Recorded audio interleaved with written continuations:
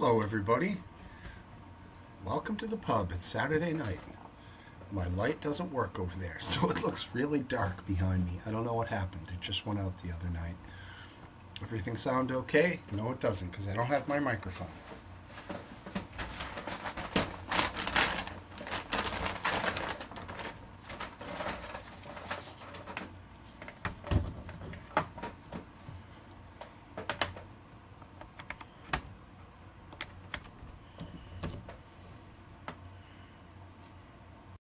That should be better. Any better? Do I need to kick it up a little on the... It's good. All right. Well, how about I just get you on here? All Hey, good? all good. If you could turn on background noise, if you don't have it on, background noise cancellation or whatever. I probably do not. How you doing? Good. I'm doing great. The game is still going, so I'm going to be monitoring it here. Are you watching it too? I am not. Were you interested? I am interested. I checked the score, 2-1, England over Norway. It looks like England. I'm not going to jinx it, so I won't say anything. But really, quite a game. Good match. Yeah. Sad to see Norway get eliminated, but I'm happy to see England advance, especially with all the English guys we've gotten to know in here. So Right. it's I like the guy Holland from Norway, the blonde dude with the ponytail. Thor. Yeah, he's become quite popular, and I just came to realize he makes, after all his endorsements and everything, about $80 million a year. Amazing. Yeah. So he does pretty well for himself. Oh, look who it is. This guy. What's going on, bud? How are you? RW. I'm all right. I'm just touching base with Sreed at the moment. She's awake. Don't touch her base. Leave it alone. Oh, she's they might go bowling today. That might be what they do today. Bowling. Nice. Boom. Are they they're overseas? Yeah, Cool. they're currently in Armadale, New South Wales, Australia. Oh, Nice. wow. But you did not go with. No, flying and cost and Sure. feeling like I should be here at the same time for some reasons and stuff like that. What's the time difference? Jeez, it must be astronomical. I think it's Literally. 9 a.m. there. 9 a.m. So 9:36 a.m. tomorrow. that's plus 14. Plus Crazy. 10? No, plus 10 GMT.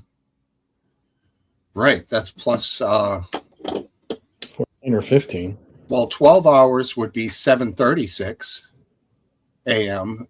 So 14 hours must be 9:36, right? Yeah, that's right. Crazy, dude. That's pretty wild. I don't know if I could ever get used to that. I mean, 6 hours you can probably handle, but a whole basically flipping a day from day to night seems impossible, you know? Yeah, they're not feeling great over there health wise, so I don't know what the what do they call that? You also Wait. flip seasons. Right. They also flip seasons. That's right. Is it that much of a flip in that section of Australia? I know in some Yeah. parts it can Yeah, be. let me see what the current temperature is there. And it's also high elevation. It's one of the highest elevation cities in Australia. Wow. What did you say the name of it is? Armadale. Yeah, shows my ignorance. Armidale. They're 48 degrees Fahrenheit East right now. wind. 48 Fahrenheit. Yeah. That's cold, bro. that's cold. To me, that's nice. Nice. Like, you know, jeans and a sweatshirt, nice hiking weather. Yeah. You get full sun, you'll see me on the beach still, but damn. Yeah, I hear you. Yeah, it's the beacon of the beach. The water is finally warm enough that you can swim up here without being like actually getting really cold. It's beautiful right now. We're in that What sweet would that spot. temperature be? Like 74 or something? No, it's probably 68, 69. Hmm. But a month, 5 weeks ago, it was 59. So that 10 degrees Yeah. swing is massive, man. That'll cool you down quick. So yeah, got a lot of swimming. You don't into- wear a rashy or a wetsuit? negative. Wow. I wear a sun shirt, but I'll take that off to swim most of the time. An SPF blocking shirt or whatever with a hood. Do you plan on doing some boogie boarding or anything like that? I ride waves, body surf. It's probably the easiest way to do it. We have a body surfing board, and I have a surfboard, but yeah. How is the shell dump where you are? Like at Chincoteague, there's a spot along the Assateague beach where like all the shells kind of like wash up like a vein, and it's like razor blades there. Mm, You have a section of the beach that's just like that. Is that a normal aspect of all beaches, or is that no, none of that up here. The Mm. clams are really big up here, and it's just a whole different world, man. I know what you're describing. It sounds kind of like a Florida sections of the beach in Florida with the shelly sections where you can find some really cool stuff. This one's picked clean pretty fast. I don't know. Yeah, down in Florida, I would expect you to get like conch shells. Yeah. That would be a really awesome find, something big like that. I've never found anything like that. Even in Australia, I don't think I found anything close. I found them, but the key is finding one unbroken. That's the hard part. Most of them have a crack or a piece taken off. You find I've found them alive before, but I don't have the heart to kill something that pretty, to make a conch chowder or whatever. Apparently, that's like a delicacy. I bet. I mean, I just made linguinis with clams tonight for dinner. Yeah, absolutely phenomenal. You Such a- steamed and made sauce with the clams and then poured it over linguine. Yeah, add the linguine into the sauce. So you cook the linguine so it's a little under al dente, and then when you throw it in with the sauce for that extra minute, it finishes the cooking, and it is just so good, man. It's like 10 ingredients. I've never messed around with them really. I've always watched people cook them and it's like they pop open when they're done and everything, but they just were like they're bottom feeders, so I'd never got into it. Is it against like the rules and stuff? It's definitely Really? against biblical practice for sure. But I mean, just from a worldly front, I have never been really interested. Besides the texture, I've never been interested in the mussels. I used little necks, not mussels, but little necks are just a different type of clam. Mussels isn't the family. I don't know. I really don't know if what separates a mussel from a clam. What's going on? Hey, Eastwind, what's up, buddy? Yeah, Plattner. I don't know. What was he? I'm guessing that's a sports person. No, He was a oyster man or supposedly oyster fisherman. I don't know. He was legit oyster fisherman. Okay. I don't know if he was. He was the Democratic candidate from Maine who has recently given up his bid for Senate to overtake. I see what Susan you did there, Collins. Eastwind Farms. Good switcheroo. Yeah. I'm so distracted by this game. I apologize. The timing on this is so. Oh yeah, what's going on with that? England is up 2-1. We're in extra Isn't time almost up? It's very close. And I That's got a couple. disappointing. I was really hoping Norway would have taken it. Was this, what is this, the quarterfinal? 16, yes. It's around the 16. Okay. What's up, Welshie? How you How you doing, bud? boys? All right. Good. How's it going? All right, I'm Welshman? just waiting to hear my fate if my team's out. My current Who- team, I'll just pick another one. So it doesn't really matter. But Who's your who are you following? I want Norway to take it. I was Really? hoping they'd go against Argentina. Yeah, Why? I'm me. because I really like the way that their team was playing, and they're more of an underdog status. Okay. I like them. Why you? I would think Welshman, you would go England, being that you're practically Yeah. you're physically part of the island of England. Have you no Well, I- patriotism? Uh-huh. I'm glad you checked what you're going to. Did you say you were basically? I thought, what are you going to say next? I said No, physically part of the island, so you guys share the Yeah, I same know. land. Yeah, we don't share the same land. We're united as a kingdom, but people from America have got to understand that Never gonna happen. no Scottish fan will support England. No Welsh fan really will support England. I see. There will be out there, but yeah, it's just standard. It's I mean, Your, let's be honest, but your federal government is England, though, right? Like when you vote for you have your regional councillors and shit like that, or MPs, whatever. But don't you also vote in the big time elections for prime minister? yeah, we're a union, so we, I mean, we're brothers in arms in a lot of ways. But when it comes to domestic football or rugby and stuff like that, no.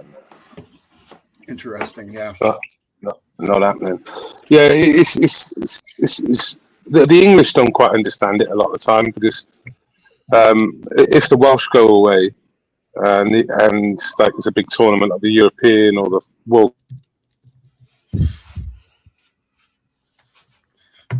Did we lose him? Sounds like it. I don't think so. Kaká. Still there, based? Oh, they took Holland out. The game is over. They like subbed him out. That sucks. He's a good guy. I like him. He's like a real Viking. Yeah, he plays for Manchester City. He gets paid fucking buku because of his funny personality. He gets great amounts of endorsements. Yeah, he pulls a crowd. Yeah. They like pulling crowds because people in crowds, like there's money. I mean, he does some funny shit, dude. I've watched some of his content, and he's a funny dude, The younger kids were laughing because he scored a goal in one of his recent games, and he's like, oh, he's mogging. So he did like a face that a model would make, and just like stared at the camera, like, Is that mogging? I never even heard of the word.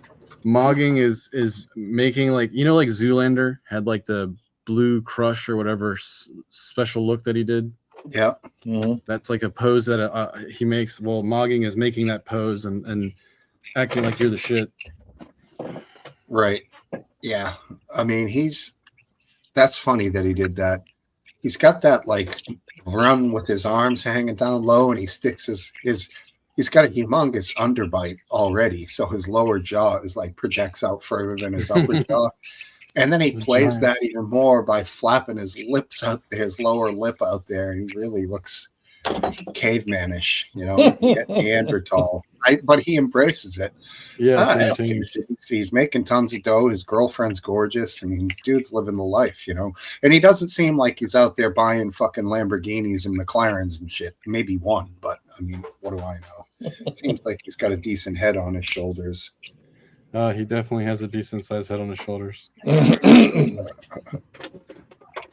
Yeah. Well, Brandon's been waiting in the wings here. Why don't I get him on? Hey, hello, Brandon. What's up? How art thou? I'm all right. Final. Tired. England has won. Onward. Sucks. Onward. God, I'm not going to hear Sad this. face down. That's all I'm going to hear in the UK now. It's England, no. I'm at home. Oh, fucking. I'm gonna text a guy who I don't even think he knows it's me who's texting him. but he's a British fella. Harry Kane? No, he's an in-law.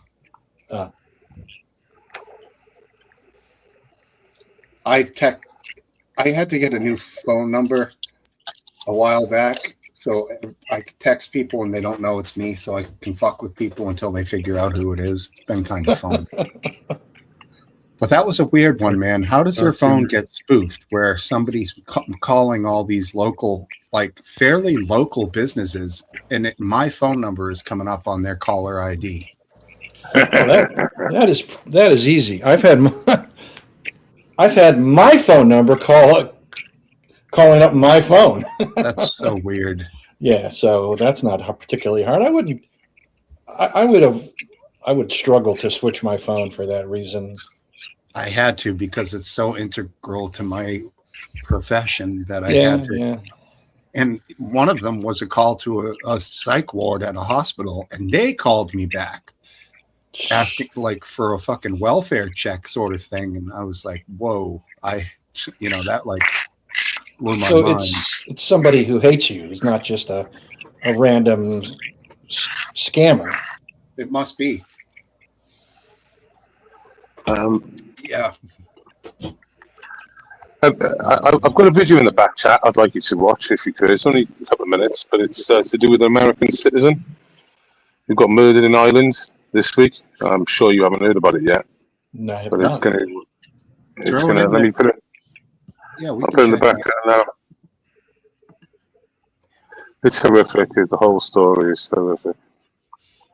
Crazy, yo. I hadn't even heard anything about it. Any shock. Anyone do anything good while we're waiting over the fourth, third, whatever Americans? In the back chat. Cool. Just relaxed and enjoyed peace. Yeah, same here. Did not do much.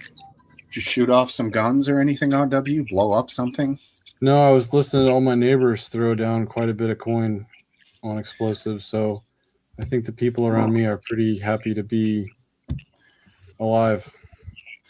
You didn't take the old Nainer and blast 10 shots into the old hay bale just for shits and No, I threw down some lead for New Year's, but I wasn't really up for it. Into the old hay bale? That's like bullets are worth too much to me these days to frivolously pop away for a celebration. Yeah. You can get 1,000 Niners for about $250 if you're lucky. Wow, that's come down in price a lot. You got to search. I mean, You want me to put this on, Spook Steve? Yeah, go for it. Can you? I gave you your permission. Right? Yeah. All right. 3-year-old American mother who moved to Killarney Island 5 years ago before becoming heavily involved as an activist in the local pro-Palestine support group campaign, met an asylum seeker, an illegal migrant who entered the country in 2024. Carney posted multiple photos and videos on her Instagram page with the man who was living at a Killarney migrant facility. She celebrated the virtues of dating an Arab man, posting, "Mama, I'm in love with an Arab man," over a video of him boxing, posting, "That's great, you're in a multicultural relationship and you never fight," posting a video of herself learning Arabic words, Mashallah, mashallah. posting memes of her and her boyfriend praising Allah. So how was the food? Absolutely delicious. Alhamdulillah. Saying she only understood 10% of what he said, commenting soon inshallah alongside a mocked up image with the man in Petra, Jordan, posting images of her trip with him to the Middle East on holiday, and captioning another video, quote, "He continues to show me what safe love is." I think you can probably guess where this one's heading. Carney also posted a clip making clear her views on open borders and illegal immigration. Any man that has joined ICE, wants to join ICE, or supports ICE in any way has also never made a woman finish. The Venn diagram is a complete circle. And if you think you have, they lied. We might not always understand each other through language, but it's the important things we understand that count the most. The asylum seeker also posted multiple videos of his trips through Ireland. يما ان شاء الله رمضانك مبروك كل عام وانت حيه بخير يما But the love story quickly turned sour. A post-mortem is due to be carried out on the body of a woman discovered at a house in Killarney in Kerry yesterday. Mum found dead in Kerry home named as God I Hunt asylum seeker over suspected murder. Yep. It happened again. Authorities confirmed the prime suspect was Middle Eastern and known to Carney, having stayed in her house multiple times. He's now on the run, with police fearing he's going to flee the country entirely. Shockingly, Carney was discovered in bed by her own daughter. The attack was brutal, with a source telling the Irish Mirror there's no doubt she was murdered. It probably happened overnight, a source confirmed. We've also learned that the sound of an argument between Miss Carney and a man could be heard in the house late on Monday night. She invited him into her home, and this is how it turned out. But media coverage of the tragedy focused on the violent threat towards Irish women posed by men in general. Yeah, talk about deliberately omitting the elephant in the room. Ireland's biggest broadcaster, RTE, reported on Carney being found dead, but throughout their entire article conveniently failed to make any mention whatsoever of the fact that the prime suspect in her murder is a Middle Eastern asylum seeker who was living at a migrant facility where violent incidents have occurred in the past. Although, to be fair to RTE, they appear to be focused on more pressing priorities, like highlighting the supposed rise in anti-Islam online rhetoric. The BBC also made absolutely no Probably mention good of the last suspect dance. being a Middle Eastern. Yeah, I mean, I'd say she virtue signaled herself to death. No, not trying to make fun of somebody who got murdered, but So when was she murdered? Soil's this week. Soil's suicidal empathy, isn't it? Okay, when was she murdered? This week. This week. Yes. Okay, so why does it say that her daughter found her in May 2021? What do you mean, where does it say her daughter found her in May 21? This is a brand new fucking thing you on about. Before you start talking shit, right, Bran, just digest it, breathe. No, I was reading something wrong. She moved there in 2021. There we go. I mean, I It don't wasn't her understand. husband, right? She got married, or that wasn't her husband? It wasn't, but also it was planned to be, I suppose, because she was saying, I think it was brilliant, I think it was smashing, and then he smashed the fuck out of her. The suspect isn't so much him; it's just a man from over there. Okay, but Yes. he also wasn't her So boyfriend. He also wasn't her boyfriend. He was her ex-boyfriend. So the suspect is this Arab chap, but of course the BBC and RTE during when this happened a couple of days ago, 3 days ago, what they actually ended up doing, they said that they've got a suspect, but guess what they didn't do? They didn't release the suspect's photo, which is always quite convenient when they actually ask for the public's help. Please, can you help us to find this man? You've got a photo of him? Well, we have, but we don't want to put it out and give it to you because it'll fuck up our narrative. How ridiculous does that sound? That like state RTE is like the BBC in Ireland, right? But both of them refuse. Urgency here. Can we have it? Yeah. Can we just find him? Okay, so well, why would they put his picture out in like Australia when police believe that he caught an early morning bus to Dublin and then boarded a last-minute flight to Istanbul, Turkey, hours before her body? Who mentioned Australia? RTE is an Irish paper. Okay, Ireland. I don't fucking know. Why would they spread her picture around Ireland then? Because they didn't. They believe that he's already fled the country. They didn't know he had fled the country at that stage. It's taken like a day and a half to find out whether he's fled the country. They now know he's fled the country and gone to Turkey, but at the time they didn't. But I mean, like I said, it's so bullshit out there between Ireland and Northern Ireland. It's not a non-border. So we caught a bus to Belfast and then caught a fucking plane to anywhere in the world. I mean, English Bottle Cap gives a pretty concise summary here. So I mean, timeline is pretty clear. He murdered her. Whether it was his ex or not is irrelevant. He is an asylum seeker. who murdered a woman and then ran away. Suspected. Yeah, exactly. Allegedly murdered a woman and then fled. So how are they gonna?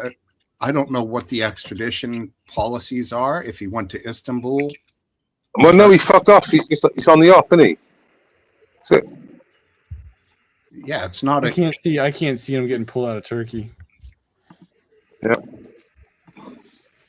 I don't know. If they had strong evidence, I would think Turkey might extradite. I'd give yes, Turkey. it's possible, but I think Turkey is a country that would tell people to go fuck off. I'd give Turkey 24 hours if we had a confirmation that he was like we knew where he was. I'd give him 24 hours. That's They what I'd do- give him. Robert. You think Turkey would hand someone over in 24 hours? Well, if we knew their location, yeah, I'd tell them either you pick up this cunt at 149 so and so road, and you've got 24 hours, right? If you don't fucking pick him up, we're gonna pull all aid. We're gonna pull business deals. We're gonna fuck it all up for you. Well, how much aid does Ireland give to Turkey? I don't know. Probably not I'm sure much. there's relations. I'm sure there's a lien somehow. They do have an extradition treaty. Either way, I would think if I was in government, I'd want things done quick. No Oh, yeah. fucking around. Just get the cunt back over here now. We'll sort the rest out. And all your deals and all your aid and all the shit that we give you, you can still sort of have it temporarily. So Ireland is not part of the EU, correct? It is. No, Ireland is. They voted no. They voted no, and then the EU said we didn't like that vote, so you're gonna have to vote again. And by the way, we're gonna plow billions into advertising, so you say the right thing this time. You make sure you vote the right way. And I think it was the second or the third time they voted, they got the result they wanted. So, Well, democracy, yeah. it looks like them being part of the EU, they can't say shit and say we are going to pull our aid to you because the EU is going to say, "Oh no, we're not. You can't control what the vast treaty of countries does." So Ireland, all they can do is hope. Yeah, that's why you don't. Yeah, I know, but that's why you don't want to be in the EU, isn't it? Apparently, both Ireland and Turkey subscribe to the same European extradition standard. So I'm presuming you're going to hear this right, because I'm going to guess Trump's going to get involved in this. No. What? Well, no way. No. U.S. citizen. I can't Oh, see it. that's right. She's a U.S. citizen. Well, I think he won't give a fuck. I mean, she was doing all of that seemingly for the symbolism, for the virtue signal of it all, and her making statements about ICE and learning Arabic. She wasn't doing anti-ICE. she wasn't doing any of this out of like some pure love for this man, obviously. I don't know. It was her Instagram kink. She was doing it to piss people off, and you know, I don't know. Be relevant on Instagram. I don't know. I mean, sadly, people like her. I don't understand why somebody would take something so far. So while she's bigging up her boyfriend in Palestine protests, he stood beside her with one finger up all the time. I've noticed on a lot of the photos, he's got the one finger up. And What does that mean? I'll have to check it out properly, but basically it means there's only one, we're the one, which is the Muhammad. It's like a sign of dominance again. You'll see a lot of Muslims. The one true path. Yeah, they always hold one finger up. So in all the photos, a lot of the photos you'll see him with fingers up. And that's because I asked a guy that I hang out with pretty often. I was like, I learned the other day that if I say peace be upon you, you can't say that back to me. And he's like, yes, that's true. And I was like, that's kind of lame. I always He's thought, like, yeah, well, the we response believe was that we're the right path, so we can't wish peace upon someone that's on the wrong path. I was like, well, I hope you're right, but if you're wrong, that sucks. Well, it's in their scriptures. It's in their religious scriptures. So basically, a kafir or a Jew or anything like that, you can't repeat the term back to because it's a peaceful religion. RW. You saying you hang around with someone who is Muslim? Yeah, I hang out with Muslims most of the time in the TS2I server. Oh, okay. In a virtual sense. Yeah, I don't really have any friends in real life that are Muslim. I don't really have any friends in real life, so it's like across the board, there's not much of anything. But RW, look up the word takia. That's what you'll be receiving. It does sound familiar. It's a derogatory term, correct? No, it's a word that the definition means that you lie to the non-believers for the ultimate cause, basically. I have seen some videos where they'll pretend to be Christian and then he'll ask them to say certain things and they're like, "No, we can't say that." I'm like, "Well, if you're Christian, you'd be able to say it," and they're like, "Yeah, nah." Yeah.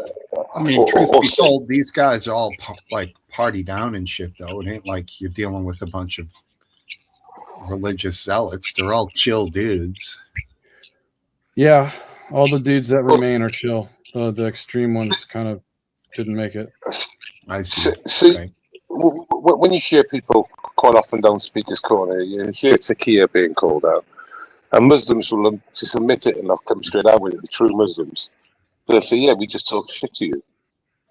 We'll make you believe what you want to believe, and we'll allow you to do that." And in fact, I can curse out the Prophet as long as it's for as long as you're doing it as part of takia, right? Which is basically to deceive the non-believer. It's the same concept as the Jews talking to the Goyim like that. Yeah. I mean, I've always known English Bottle Cap to give pretty well textbook definitions of things, and this is probably accurate. Yeah, it is accurate. It looks accurate. What's he saying? I can't read it. It says takia. Go ahead, RW. No, my voice is pretty much gone. You go ahead. Takia in Islam refers to the practice of concealing one's faith or identity to protect oneself from danger or persecution. Yeah. Right. So, I mean, yeah. I don't know. Well, they're saying to protect themselves from persecution. Well, I don't know how you can have persecution when someone's calling out something in their scriptures and they're lying in response to cover themselves, basically. Well, Christianity does say that you should pray in the privacy of your own home. Yep. That's terrible. I know. Oh, wait a minute. It's not even interesting. Wait a minute. Why does it say that? Why? That's not Well, interesting. it says that because the Christians were being persecuted by the Romans at the time, so they I've wanted never to hide heard their that. religion. Most praying happens outside of your home at a place called church. No, but the actual point that should be being made is that when believers were told to pray like by yourself privately, it's to not make a show of it, so that it's between you and the Creator, and it's not a virtue signal thing. It's mostly not safe to do it publicly. That's during that period. So it's not to hide the religion; it's to keep it between you and the Creator, so that it's outside of human ears. That's terrible. Okay, but the text was written at a time when Christians were persecuted, correct? Yeah. No, that was during the time of Daniel. Or they were still not being persecuted, but it was a different time before that. I still don't really see the point of it, though. I don't, because it has nothing to do with Takia or anything like that, what we were talking about. From an atheistic view, Last Dance, what do you think of the concept of bullshitting somebody else so that you can just keep them oblivious to how things actually are. The morality Well, of that. The morality of that. I think Does it matter? lying, yes, absolutely. Lying, truthfulness is important and a measure of your character. However, it isn't the only thing. If you need to lie to save your life or others people's lives, go for it. Okay, so do we believe that the Olympic gold medalist took a machete and ran 350 feet down the reflecting pool, cutting a big ass gash in it? Well, not 350 feet. I No, personally don't believe that, Hank Brandon. I don't believe. You know how long 350 feet is? I don't even think that's the claim. Okay, so why did Donald Trump say on camera that it was a 350-foot gash that somebody cut with a knife? Why are you talking about Donald Trump? I don't care. So, Well, let me- you said care. that lying shows your character. So Okay, I'm asking, that- do we believe that a gold medalist took a machete and ran 350 feet down the reflecting pool? Nobody ever alleged there was a machete involved. I think if anything was alleged, it was a small cutting utensil, utility knife, something like that. What kind of liner did they use? There's footage of him doing it. He done it for a social media thing, didn't he? There's footage of him doing it, and it's not 350 foot. It's like an A4, A1 paper. That's huge. It is what it is. It's a crime, and it's a federal crime because you fucked around with federal property. So I can't say what he did or what he didn't do. I watched an interview with the guy who's in charge of that whole thing today. He was on with Dan and Bash, and at one point he described it as having a 300 something foot, or what did you say, 150 foot slice? But then he also started describing it like similar to a spray on bed liner in a truck. So I'm like, That's which exactly is what it it? is. Is it a fucking pool liner, which is basically held down by the weight of the water? Stop that. You're making the mic go crazy. Okay, so then if it's a spray-on liner, all you're going to do is scratch it. You're not going to actually physically slice through it because the liner itself is not an independent like sheet. It's just a sprayed-on thing similar to a really thick layer of paint. So it's bonded to the thing below it in a sense. Correct. So slicing it would do nothing more than put like a score in the paint. Yeah. It wouldn't like delaminate whole entire sections, as far as I understand. Do you know what would cause all of the problems that the reflecting pool has happened? I expect Space it to be lasers. like poor installation or poor, I seen a program last week where they were down there, and they were saying, because obviously the Democrats are just going arse over tit, with the TBS and it's a reflecting pool and all that. The bill was £300 million. He done it. Well, he got it done for like £32 million. And of all that, now they've put these filters in. There ain't green yet. It's the first time there's been no green in that fucking big thing for about 30 years since it's been built. So they've put these big filtering systems in there now. So I don't see this as been an important issue, full stop. But obviously, anything against Trump is a good thing, even though he saved you like fucking £270 million. And it might have worked, it might not have worked, but it's worth a chance at this stage. How exactly did he save money? Well, it was priced up at 300 million. He said, I can get it done cheaper than that. And he spoke to a few people, and they said, we can do it for like 32 million. Well, I mean, the point here is that it was a complete and abject failure. So maybe it actually would have cost. But it's not. It's not now. If like I said, about two weeks after the original thing, it looks like the filters are now catching up with it all and fucking killing it off. Great.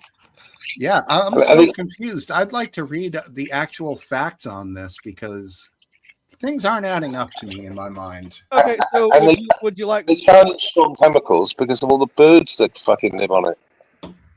Would you like to know what I think happened? Sure. Okay, so Trump wanted it all done in a week. So first of all, when you empty a concrete pool and you're going to line it with anything, You're going to want to sand it all down so there are no imperfections and no sinkholes. You also have to make sure it's extremely dry. You have to literally suck the last bits of drips and drops out of the concrete and let it set for a little while in order to be able to start. Now, Well, don't interrupt me now. Okay, this is a long drawn out process. You're gonna have to follow me, okay? Stand it all, I'm sure that's what they fucking did, They didn't do it in a week. It took about 2 months, and they were losing 40,000 litres a day, that pond was, and it ain't now. Yeah, I tend to think, I mean, I'm not going to disagree with Brandon on this. This seems like a huge job, and it seems like there wasn't a reason to really put a rush on it if they wanted this shit to be perfect. I mean, I'm not really finished explaining everything that happened. Continue. Okay, so they didn't sand it. They didn't make sure that everything would bond correctly. Then they started spraying. All right, so once they sprayed, How do you know this? He said it. This is his theory, is what he started. He's saying it like it's a fact. I know. He started with his theory, so I would just want to hear him get through it. okay. Please. So number one, I've listened to a lot of pool people talk about this exact subject and their theories on this. This is everything that I'm telling you right now. Okay. So they didn't let it bond when they sprayed it down. Then Trump drove his car through it after they sprayed it down. Matter of fact, I don't even think they were done spraying it down. They might have been, I don't know. But he had a whole car line drive through the fucking empty pool.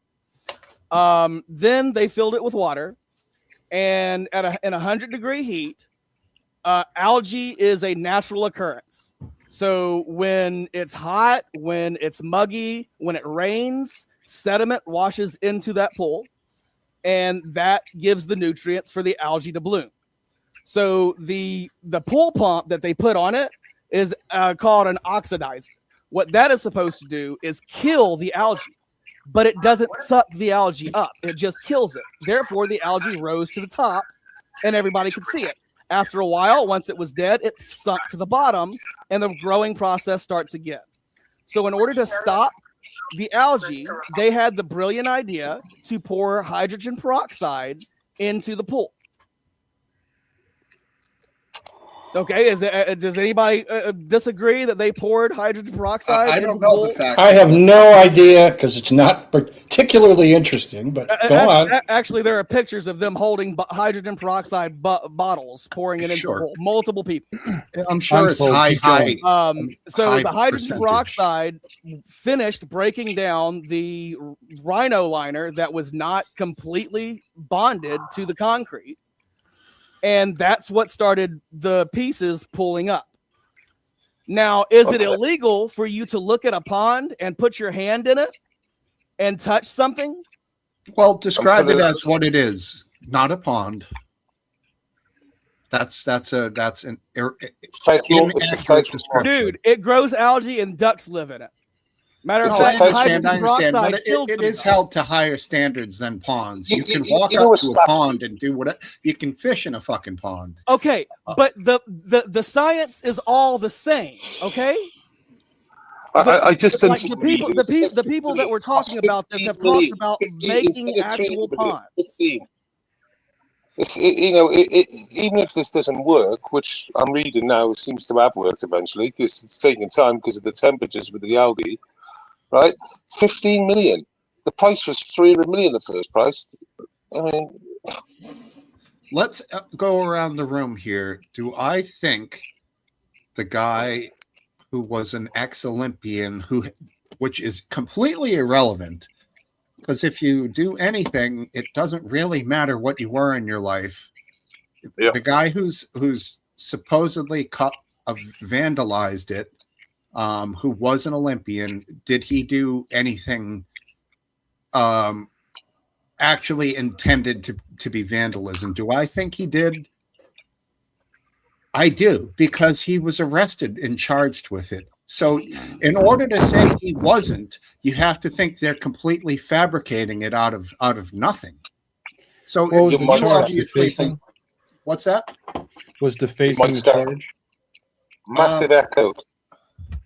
Yeah, the only witness that they have to it is a reporter who has already been like charged with lying to the police. There's footage I of it. think her name There's is footage- Emily something or another. I don't fucking know what her last name was. But there's footage of him pulling a little bit out. No, right? there's Now, not. There is not. Can you find me that footage? It might be someone else, but I'm sure it's that It one.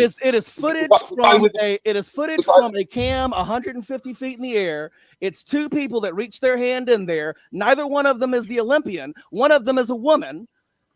And even if they are reaching their hand in there and pulling a piece of the liner out that's already pulled off, how is that defacing it? It's not Right, 150 feet up. It's a mobile phone footage of it. It's right next to them. Here's the deal. David Hearn was charged with one count of destruction of property with a value of more than $1,000. The felony charge carries a maximum penalty of 10 years. The indictment brought by a DC grand jury is that Hearn maliciously did injure, break, and destroy certain property that is the lining material of the Lincoln Memorial reflecting pool.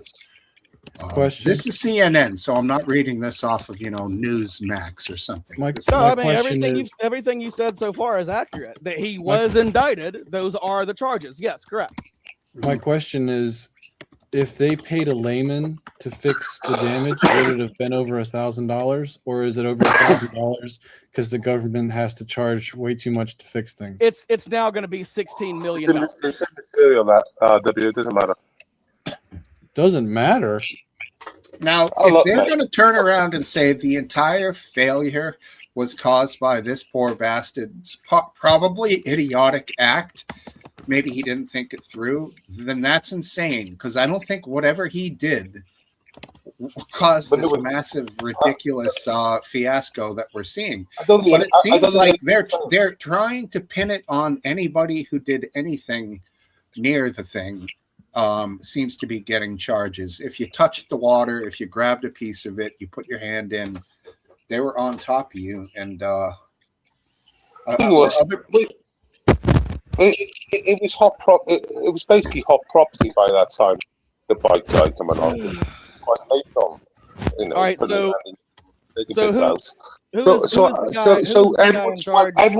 everyone's well aware at that stage. The sticking your hand in the pool and pulling out bits of lining is a bad idea. And if, for example, he wasn't the first to be done fucking picking the pool or the big fucking pond. But either way, by that stage, he knew. The cyclist knew the score. And he still fucked around.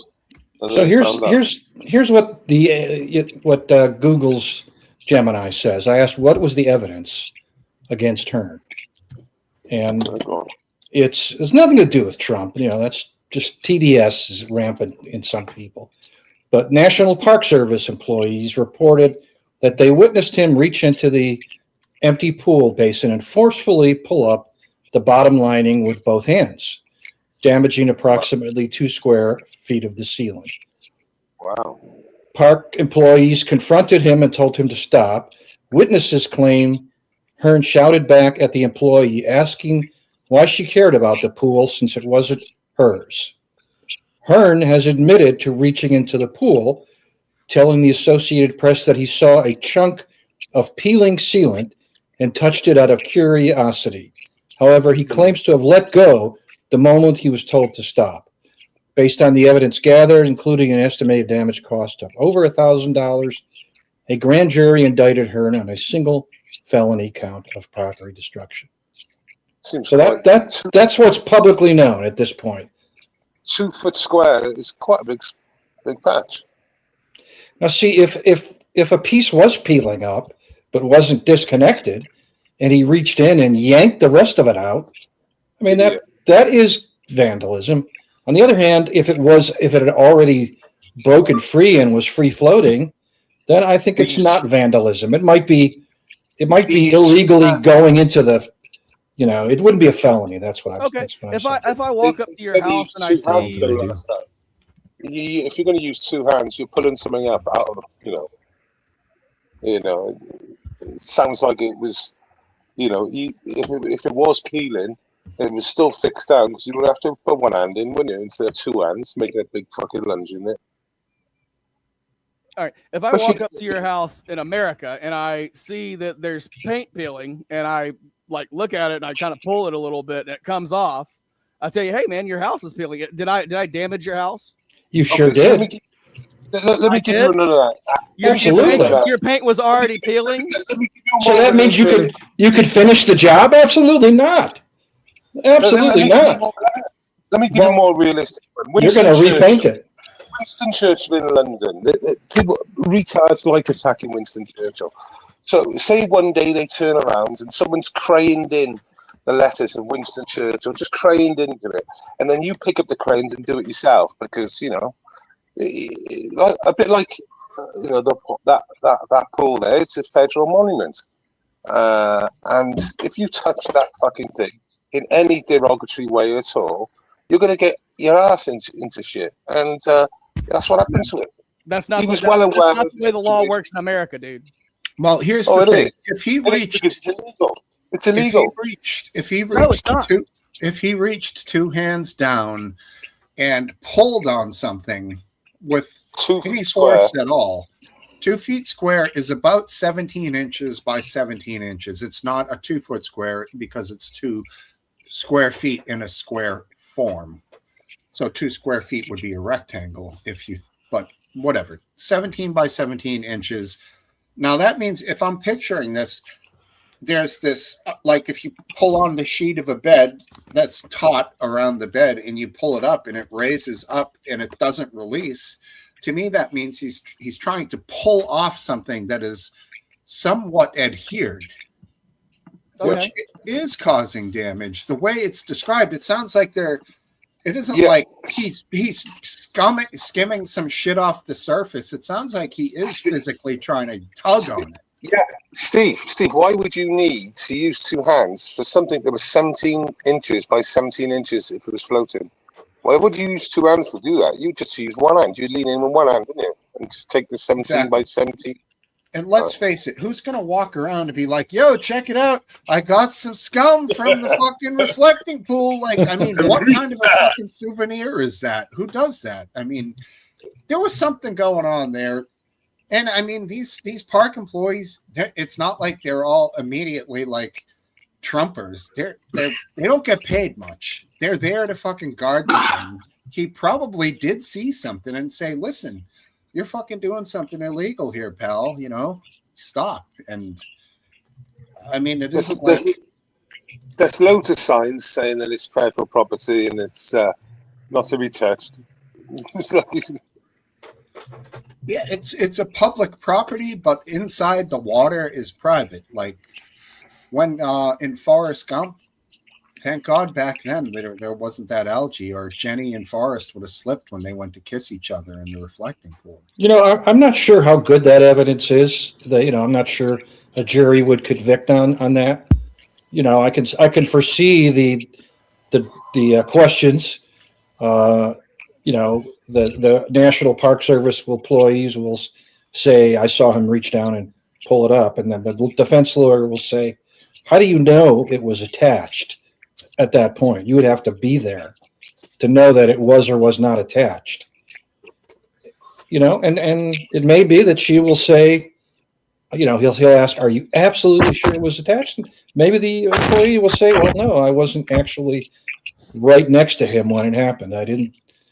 I just saw him reach in, pull, and something came up. So it might not be that he'll be convicted. He more than likely won't, because the judge let him out with his own recognizance without any bail today. Oh, I mean, a vandalism charge, you wouldn't. I mean, I don't know. Especially a first man. If somebody goes around destroying shit and keeps getting caught, you might not release them. But I believe this is the first time for this fella. So yeah. What a retard, though, isn't he? Pushing in his 50s or 60s. He's never been involved politically, but he's so captured by the lib turds narrative that he thinks he's the big fucking hero without the cape, ripping I up mean, a well, fucking. Based, how do you know that's the reason he did it? Some people just have a obsession with peeling things. Yeah, most people do. Do Yeah. you know Yeah, what well, do you know what he won his gold I medal for? always feel linings to swimming pools. It's a Rowing. sound. He's a canoeist. Yeah, so water is his thing, right? So No, he I was a mean, cyclist. it would be natural One of for the somebody cyclists. that's interested in water to put their hand in water, correct? Oh yeah, especially when it's a federal monument that No. is getting Dude. attacked. But dude, that By all does the not matter in America. Oh, I it doesn't I matter. am I'm No. I'm an avid boatman and an angler. I spent hours in the ocean today. I would never reach my fucking hand into that disgusting pool, dude, just for any reason. And Yeah. that's just me. And he, Yeah, you would think I mean, being, as you said, he's into water, would He be knows thinking the about- same thing. I doubt he's into water more than anybody who likes swimming or boating or anything else. I mean, the reason why I said it as well is because they said he'd got no previous. So I'm making a couple of assumptions here, but if you look on past events and there's a pattern recognition, you'll see that this mostly some captured libtards.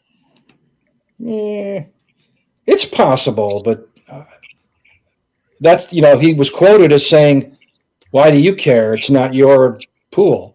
Yeah. He wasn't quoted as saying, "Oh, this is Trump's pool. Trump deserves nothing." He wasn't quoted as making it political in any way. So, Well, when you said that though, when it was said earlier on, I just thought go straight to his bike and start taking his bike apart. And you said, "What are you doing? It's mine." So that's not mine. it's yours. That's your problem. It's mine. I just want to take this off your bike. Well, yeah, That's but that would be somebody damaging his property, correct? That would be that would be criminal damage or theft, correct? So Like he damage- wouldn't be the one committing the crime. like damaging the Oh, so fucking that's somebody- pool. He would not be the one committing the crime. The person that's trying to take his bike apart because he's sticking his hand in water would be the one committing the crime. God, So the person putting out lining in the pond, that's not criminal damage. No, that's not criminal. Not here in America, dude. I'm using this example against him when he said, "Why are you so worried? It's not your pool." But the bike is What? his bike, you fucking moron. But that's the point I'm making, you fucking moron. That's why that's when he's going to react and get triggered. And I'll say to him, "Well, it's not my property, so why should I care?" So why the fuck are you even bringing it up? The pool doesn't belong to anybody that told him he wasn't allowed to stick his hand in the pool. He gave the example to the park employee. Why should he care? It's not his property. And I thought then, as soon as I heard that in the statement, I thought, well, we should go up to his property, which is his bike, and start stripping it apart, etc. But that does not have any bearing on what he did. Immediately you'll stop ripping up the pool and go, "What are you doing to my bike?" And say, well, That has not my has property, nothing so to why do should with I care? what he did. I'm just putting an example. An example that has nothing to do with what he did. But it has, because as soon as, for example, you challenged him and said that to him, he would stop the pool business and then protect his bike, wouldn't he? Because it's his property. The second somebody said something to him, he let go. Did he not? When he makes this statement, that was my response. That would have been my response. Go to his bike, start taking his fucking wheels off the bike. what are you guys talking about? I know, it's just getting triggered. I'm literally just... He Just doesn't. Some hypothetical bicycle, Yeah, or is this a real I'm bike? No, reversing it. the canoeist, the gold medal winner, was riding He a wasn't a bike. gold medal winner. He was Olympiast. See how Whatever. he just blows everything up? Whatever, dude. He didn't even The win Olympian bronze. was the Olympian was riding his bike around the area, and he went to go check out the reflecting pool, something that Oh, yeah. everybody does. I Yeah. did it when I was a kid and I was in DC. Did you rip out a bit of lining? No, but I did stick my hand in the pool. Yeah. Did you rip out any lining? There was no lining. It was concrete, motherfucker. Ah, I mean, what is Would you Olympic have? canoeing? Would you Do they have? just would you have ripped the lining out? paddling like fucking flying. If there was lining floating in the goddamn thing, yes, I would have picked it up and been like, "What the hell is this?" I was like a kid, dude. Fuck. Floating. I said, would you have ripped it up? That's what I He said. didn't rip it up. You don't know. Neither one of us knows whether that's true. There was plenty this of- there was plenty hypothetical of thing video. is There was plenty of so video before he played. got arrested of the shit floating on the top. It sounds to me like it's somewhere between him not doing anything and this huge vandalism charge.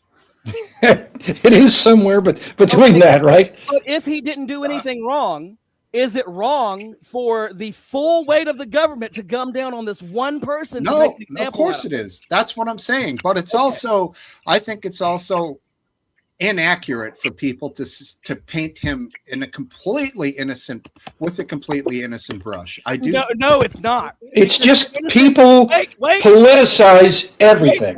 Wait for it. You know why? Calm Because in this down, country, Rusty. you are innocent until proven guilty. No. Calm Let me edit my statement. I think this warrants investigation. And yes, he is innocent until the investigation proves him to be guilty. I don't think this is the sort of thing where you would say there's nothing here. There's nothing here. This is something where I say there's something here. It doesn't really sound that bad to me. But if he's there really trying to cause damage, But there's no big corruption going on. Absolutely, He fucked around, and now he's finding out, and justice will be served either Not that way. there's anything wrong with But that. America does not have fuck He'll around and be find out found- laws. he'll be found- Well, America does not have fuck around that's and what find he did. out He laws, fucked dude. around. He fucked around and he found out. Okay, and but now he's America gonna does go not have fuck around and find out laws. Well, we I do didn't have say- vandalism laws. I didn't say you did not fuck around and find out laws. That I requires just said he proof, fucked evidence, around and and he conviction. found out. That's what I said. He's gonna find out either way, like I said, whether he's gonna get convicted or not. And if he doesn't get convicted, it doesn't mean he didn't do it, as we do know. Actually, that is what. Okay, so Donald Trump. If It Donald works Trump, both ways. Donald Trump was convicted of sexually abusing E. Jean Carroll. Does that mean he did it? Well, like I No, said, it and works both ways. You heard what I said. That it he works also both ways. was not convicted. It wasn't Okay, a trial. he lost a civil suit. He lost a basically civil the same suit. thing. He didn't lose. He didn't No, lose it's his freedom. definitely- He didn't lose his It's freedom, but he definitely lost the same something thing. more important: his money. It's definitely not the same thing. He lost something more important than his freedom: his money. Civil's the same thing as criminal. No. It's an entirely different, lower standard. of Okay. He was. What happened with the other court cases? I don't fucking remember. He was. No, he wasn't convicted of that one. Give yourself Brandon, time to you breathe. don't seem to. You seem to be utterly obsessed with Trump. Every discussion, you steer it onto Trump. It's insane. You really should get a life. Are you Rachel Maddow in disguise? How many times has Trump had an annual physical since he's been back in office? Probably You once see- a year. 5 times. Look, I see him play golf and I see him talk when he plays golf. He sounds fucking great to me. He's got a very weird golf swing.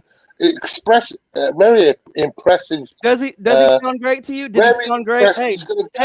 Did he sound great at the NATO conference when he said the Islamic Republic of Japan was attacking us?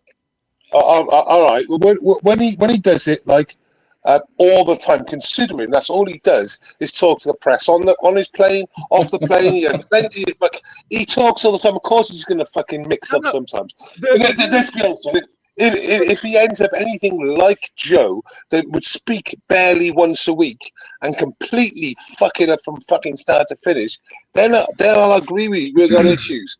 But if he stays up 18 hours a day for fucking months on end and he talks to the press basically all the fucking time, then he's gonna fuck up. He's 80. I'm not going to deny it. He's like 80, but he's not fucking 83-year-old Joe Biden. It's a Are you big going to tell us difference. something you're thankful for, Brandon? Is that why you're raising your hand? Actually, no. I was real gonna quick. comment real quick, on the lightning, Anti-Corp Productions lightning comment. real quick, the lightning bugs are really starting to fire up out back right now. It's beautiful. Oh, I'm jealous, dude. I got like one. Yeah. Got like But yeah. 50. But yeah, Two. the anti-corp productions guy, he said Dank voted Harris. Leave him alone, guys. No. You guys were right. You told me that if I voted for Kamala Harris, that we would be at war with Iran, gas prices would be up, and food prices would be up. I voted for Kamala Harris, and that's exactly what I got. We never said that you'd be in war with Young of the Bulls. Wait a minute. No, that everybody said that Kamala Harris would go to war with Iran. Everybody said Joe Biden was going to go to war with Iran. Well, I'm glad you know what would have happened if she had been elected. I think you're missing his point. His point is he did vote for her and she lost, and all the things that we said she was going to do. I never said that. This is what he's saying. He's the king of straw men. When he can't make a point, he goes and creates a straw man and then beats the straw man. Okay, so what am I wrong about? One thing that you're wrong about is that you don't know what Kamala Harris would have done. Like, it's very possible that she would have done some stupid shit and go to war with Iran as well. Maybe Russia instead of Iran. Is it very possible? We don't know. Yeah. We don't know. Okay, so how many presidents before Trump did Benjamin Netanyahu try to get to attack Iran? All of them? 40 years. I have no idea. Yeah, last dance was right. All of them. So why did all of the other RW. presidents? Why did all of the other I'm presidents say no, RW. including Joe Biden?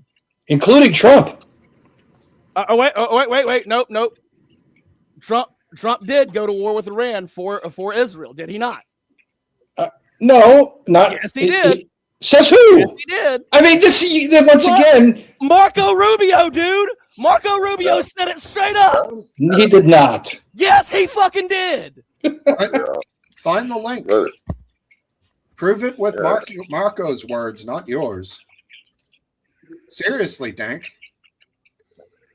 If he did, I'm sure it's out I'm there. looking. Just give me a. I just want everybody here to know that we're all the puppets of the Jews. And that's why we did it. Have a good day. He's quite based to Marco, mind you, isn't he, Dank? Yeah, I brought it up before about Marco. My biggest problem with him is some of his undying allegiance to Trump. I mean, I feel like he's smarter than that, but at some point he'll have to separate himself from it. And additionally, I realize that happens in all of politics, and it has happened through time. Everyone who runs against each other talks terrible about them, and then half of the people from the primary end up being in somebody's cabinet. You know what I'm saying? Sleeping in the same bed. Rest in bacon, cup of tea. Bacon grease.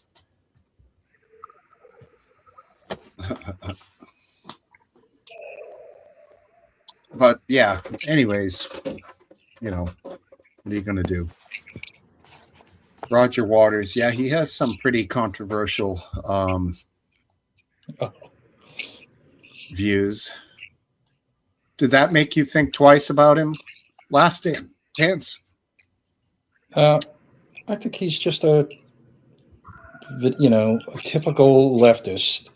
He recites the whatever is the current thing, just like our man, here and so on. I don't find he's not. He doesn't impress me.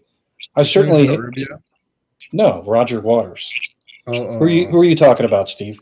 Yeah, Waters. Yeah, sorry. Yeah, I hear you. Great musician, but a lot of musicians have points that we may not agree with. That doesn't detract from their art, their music. And they're totally. It's totally their freedom to use their celebrity to make political points. It's just. So I just don't know why people give them any more credibility because. The last dance, I detest artists going political.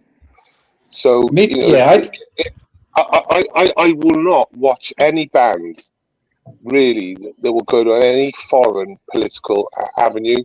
as a general rule of thumb. At Glastonbury, I see it because you're seeing like 30 bands over the weekend, and they all spout their shit. Well, not all of them, but you get them. It's cringe. I detest it. I fucking literally, I'll walk away. Just don't want to hear it. I could not agree more. It is cringe. It makes me embarrassed for them. Yeah. You know that feeling you get when you like, you're like, it's like someone, with their zipper open and they don't even realize it. It crushes everything. I've been having a good time for 3/4 an hour, getting into the gig, and then you go, oh, Palestine or Ukraine or Russia or whatever, Obviously, you don't say the other one. And I took us a call. My buzz is gone. And people say, oh, but it's so cringe. All right. They couldn't give a fuck anyway. They couldn't give a fuck, these people, half the time. It's just a fucking virtue signal.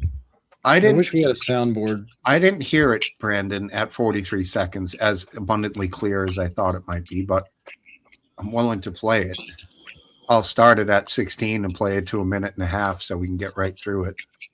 It might be a little bit more than 43. I stopped it at 49. Okay. I know the piece he's going to bring out is when Rubio was there. And this is Marco You look Rubio old, saying that America is a puppet of the Jews. Is that? He said that we went in because if Iran was attacked by Israel, that they were going to attack America. Yes, that's what he said. I thought you were talking about it, them being there was a component of Israel that is the reason we did this. Because Israel told Trump and the intelligence agency, look, we're about to bomb Iran. Something that they have told Obama, Biden, and Trump in the first term. I think they told Trump in the first term. I'm not quite sure. But this time, Trump went ahead and helped them bomb Iran and then went to war with Iran 6 months later after we bombed their whole nuclear thing to smithereens. So there we go. That doesn't make any sense. All right, let's get through this and then we can further the discussion. The United States is conducting an operation to eliminate the threat of Iran's short-range ballistic missiles and the threat posed by their Navy, particularly to naval assets. That is what it is focused on doing right now, and it's doing quite successfully. I'll leave it to the Pentagon and the Department of War to discuss the tactics behind that and the progress that's being made. That is the clear objective of this mission. The second question that's been asked is, why now? Well, there's two reasons why now. The first is it was abundantly clear that if Iran came under attack by anyone, the United States or Israel or anyone, they were going to respond against the United States. The orders had been delegated down to the field commanders. It was automatic, and in fact, it bared to be true because, in fact, within an hour of the initial attack on the leadership compound. All right, he didn't say it. He said abundantly true. It became abundantly true that an attack would be imminent or is imminent, were the words he said. That's nothing like what Brandon was saying. You're muted, Brandon. Yeah, he said if Iran was to come under attack by the United States or by Israel, that they would attack back. He didn't say that. No, he did not say that. It? Sure. Fucking hell. It's just like blood out of a stone sometimes. Start from here. It is focused on doing right now, and it's doing quite successfully. I'll leave it to the Pentagon and the Department of War to discuss the tactics behind that and the progress that's being made. That is the clear objective of this mission. The second question that's been asked is, why now? Well, there's two reasons why now. The first is it was abundantly clear that if Iran came under attack by anyone, the United States... Iran came under attack by anyone. If Iran... They were going to respond against the United States. The orders had been delegated down to the field commanders. It was automatic, and in fact, it bared to be true because, in fact, within an hour of the initial attack on the leadership compound, the missile forces in the south and in the north, for that matter, had already been activated to launch. In fact, those had already been pre-positioned. Well, now that I listen to it, it doesn't make any sense. He says if Iran was attacked by anyone, is that the right? The U.S. or Israel is what he says. So Iran, what's he saying? What Iran's going to defend themselves? What he is saying is it became abundantly clear that if Iran was going to be attacked by anyone, the U.S. or Israel, that they was going to attack U.S. He didn't say bases. that. Now, Israel, before the attack, had come to tell Trump, look, we're going to attack Israel. They're going to attack Iran. you because we are your Iran. ally. And when we attack, you need to be with us. Something that they have told every U.S. president. So this bit you're just In the making past. this bit. You But presume you're assuming and ignoring what you see. This is the problem with you, Brandon. You completely ignored everything else he said and just picked a little piece here and there. He also implied that they had intel that Iran was actually ordered, had the attack orders distributed already. I take that as the part where he said it became abundantly clear. That to me sounds like, media speak for, highly, secretive intelligence that, it became abundantly clear. He's not going to say anything more than that. Yeah. Yeah, it's just a damn squid again. It's a nothing burger. It's interesting, but I mean, it's not like I supported the war against Iran. I mean, Can you update me on what it actually is at the moment? I can't tell. It's on some days and off on others. It's not clear which is this. Is it a war is on day or a war is off day? But for sure, whatever it is, it will toggle in a few days to the other one. But Brent Crude that seem to help the stock market. $75 a barrel. Are you That's all sure I'm concerned. Iran war? Is it on or off? Trump will announce he brought peace in our time when it's off, and then he'll say he's going to make them pay when it's on. Okay. So did you notice when he called Iran's leadership and negotiators right at the peak of the algae bloom? He's calling them scum. I was like, is anybody going to pick up on the comedy here? It's on his mind. Obviously. I mean, I'm not scum. Pond scum. They're pond scum. Then he goes, do you know what scum is? In his weird way, he's asking the press, do you know what scum is? I don't know. That was just so odd. That seems kind of like a doddering old man, right? We know a That scum. seems kind of like a doddering old man, right? Oh, sure. What makes me laugh with Trump as well is that, with the Iranians, he'll say, because he has said this, and I know what he's doing. I know exactly what he's doing. But he said that they're open to negotiations. They're clever people and stuff. You're not hugely big them up. And then, like a week later, you call them all the scum under the world. Like, that's scummier than the shit that comes down your gutter pipe. Yeah. Later, and he'll describe the same people. But that's what he does. He plays that big yo-yo with them, up and down. Doesn't know what he means. How he's going to take it. For my Based, he's not fooling them. Based. No, he's really bad at it. Exactly. So for my last trick of the night, I would like to propose this question. Why does $400 million to upgrade Trump's Fuck Palace Air Force One not allow it to be able to fly from country to country? And he has to use his old Air Force One that he hates to fly back to England to show the soldiers the new Air Force One, but he flew on the old Air Force One because he just had nostalgia feelings for it. The one that he hates, he wanted to replace. Do we have any inside information why that happened? Yeah, because Israel told him that Iran was going to murder him. And because that plane has not been outfitted with the missile deterrent systems in the air, they had to ground that plane and take him off of it and put him on the Air Force One that they brought along with them, by the way. So just in case this happens, has some sort of decoy to attract heat seekers attached to it? Either a decoy or it has some kind of missile defense system that interrupts the missile. Like a jam or a radar jam type thing? Yeah. Yeah, I mean, there's nothing outwardly visible as far as I No, know. I don't know. there Last wouldn't Dance, have you ever seen There or heard can't- of there anything like can't that? be anything outwardly visible because a plane has to be aerodynamic. No, it can definitely be outwardly visible. Oh, You can we have did you ever you can see have the plane? lasers that are You ever see the aerodynamic. plane with the giant radar dish on top? Yes, It's yes. fucking huge, dude. I mean, Like- it's not going to be a sail that they put out there. It has to be aerodynamic, but yeah, there could be extra stuff. Yeah, they don't say what technology they use, but it's known. No, they don't. But nobody here, What's your point? nobody What's your here point? can say that the American president does not have on his plane something to deter missile attacks while in the air. So they got a new plane and they haven't outfitted it yet. Maybe it was foolish for them to fly to foreign countries without the full fucking thing being outfitted. just That seems like a mistake. Okay, but why does $400 million not get us the full thing retrofitted?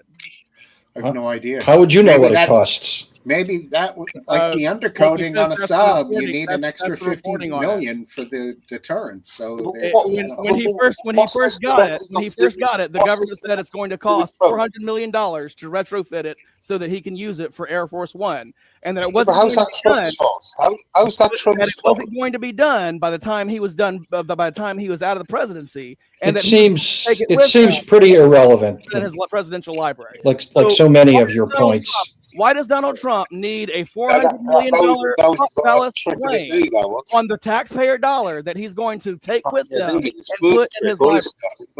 What do you think Air Force One costs? No, now do you hear the question he's asking? Supposedly Trump. I'm not gets- obligated to answer his questions. I want to say that right off. Well, supposedly Trump gets the plane. Yes, that's a scam. Right. That's the thing here. I mean, it goes to the Trump Presidential Library, but it's not like that's a difference. Okay, since I'm done with my last trick, good night. Thank you all for having me. Yep. Please come next week, Tank. These tricks were brilliant. No, Hey, yeah, I that was can good. I only mean, come when my work allows me. appreciate you. Thanks for keeping it together for the most part. Y'all have a good one. Bye. Man, Well, I wish I had the last hour back. The round of Exactly.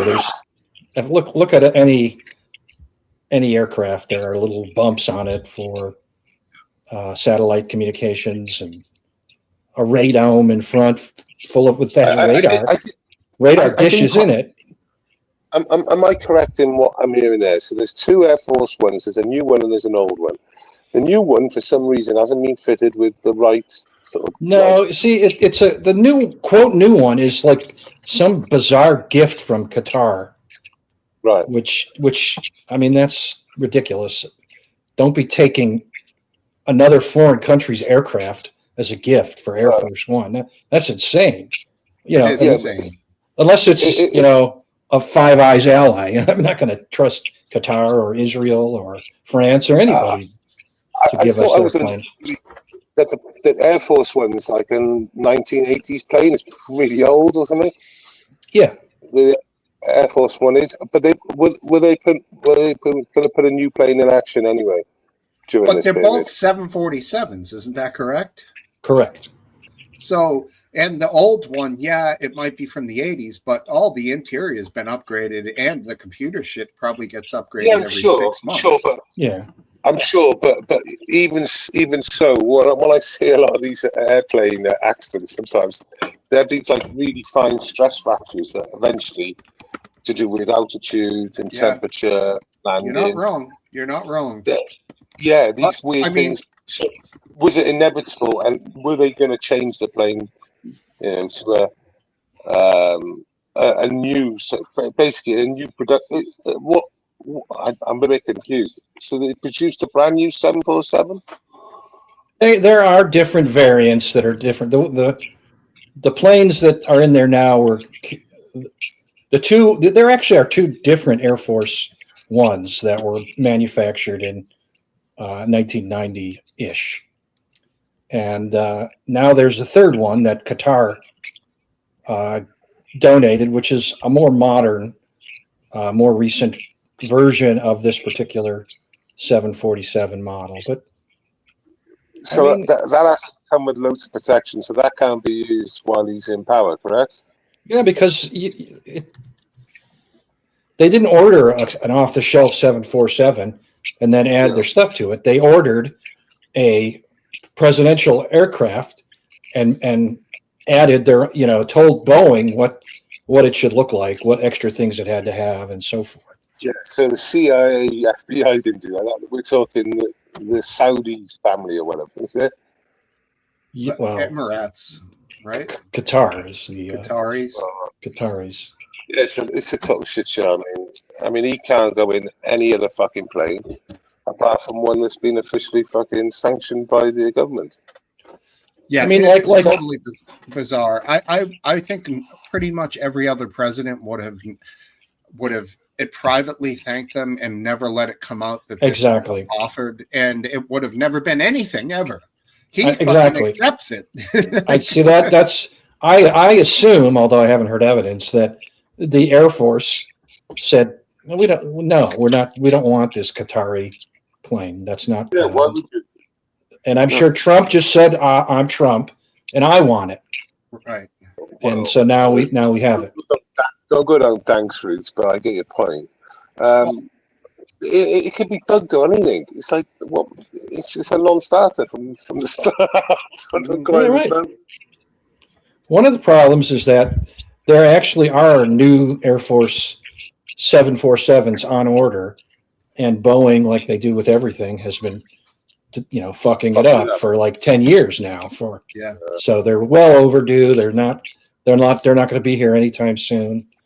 And So Trump can only legally fly on the old one. End of. Yeah, correct. I mean, nobody really knows, right? I assume that they added a number of defensive features to this new Qatari plane, or he would never have gotten in it at all. He would never have flown it in a circle around the White House. Yeah, there's no way that would it be the CIA or the FBI. There would be no way they would allow him to fly in any plane that's not Air Force One, correct? Yeah. When he's in power. Well, I mean, you're going to be talking the Secret Service and the Air Yeah, I Force. saw that, Eastwind. What is he saying? There was another 737 mishap, I think in Greece, where one of the engines, I think it was the right engine, suffered an engine failure, and it is believed that it was an uncontained engine failure, and some of the engine parts shot in to the fuselage, broke a window, and the guy who was sitting next to that window got sucked out. The plane was Halfway, right? halfway. He was wearing his seatbelt apparently, so Did he survive? he survived. He was wearing a seatbelt, and his seatmates and then others dragged him back in, and he was fine. I have to tell you about a case in the UK. It was a British Airways plane, and the captain got sucked out. I saw that. And they had Famous. Yes, very famous. The co-pilot and navigator grabbed his legs and fucking held Yeah, he was For about 20 minutes. flapping on the outside of the thing, dude. Like right. It was. He was head banging the fucking. It was all claret on the fucking paint on the plane. all red And, from blood, dude. He wasn't, he wasn't happy about it. Like he frozen for fuck's sake. The fucking window sucked out. Yeah, he got frostbite. He got a bit of frostbite, but it is a famous case, and there's footage of the plane, and you can see where all his claret was splashing against the side of the fucking plane. Happy ended. He was all right, but yeah, fucking hell. Do you remember? They made it. Do you remember the captain is sucked out? Is being sucked out. We're holding on to his ankles. Yeah. Do you remember what the cause of that turned out to be? Birds. Yeah, it No. was. No. It was it incorrect drilling on the Yes. Rivets. Basically, that's it. The engineer that put the cockpit window pane in put the bolts in backwards or the window pane went on backwards. Or I think the bolts went in backwards so that it was the force, pushed it right out because the pressure is higher on the inside. Interesting. Even though it has 350 miles an hour of wind pushing on it from the outside, it's still pushed out from the inside. Yes. It couldn't once you really get stuck to- it. It was the frame around it, so it was crazy. Like I said, it pulled out, didn't it? Yeah. Crazy. It's very difficult to understand like pressures, like you said, but that's what it is, isn't it? Last Dance. There's more pressure actually the other way around. The pressure increases, the pressure differential increases the higher you go.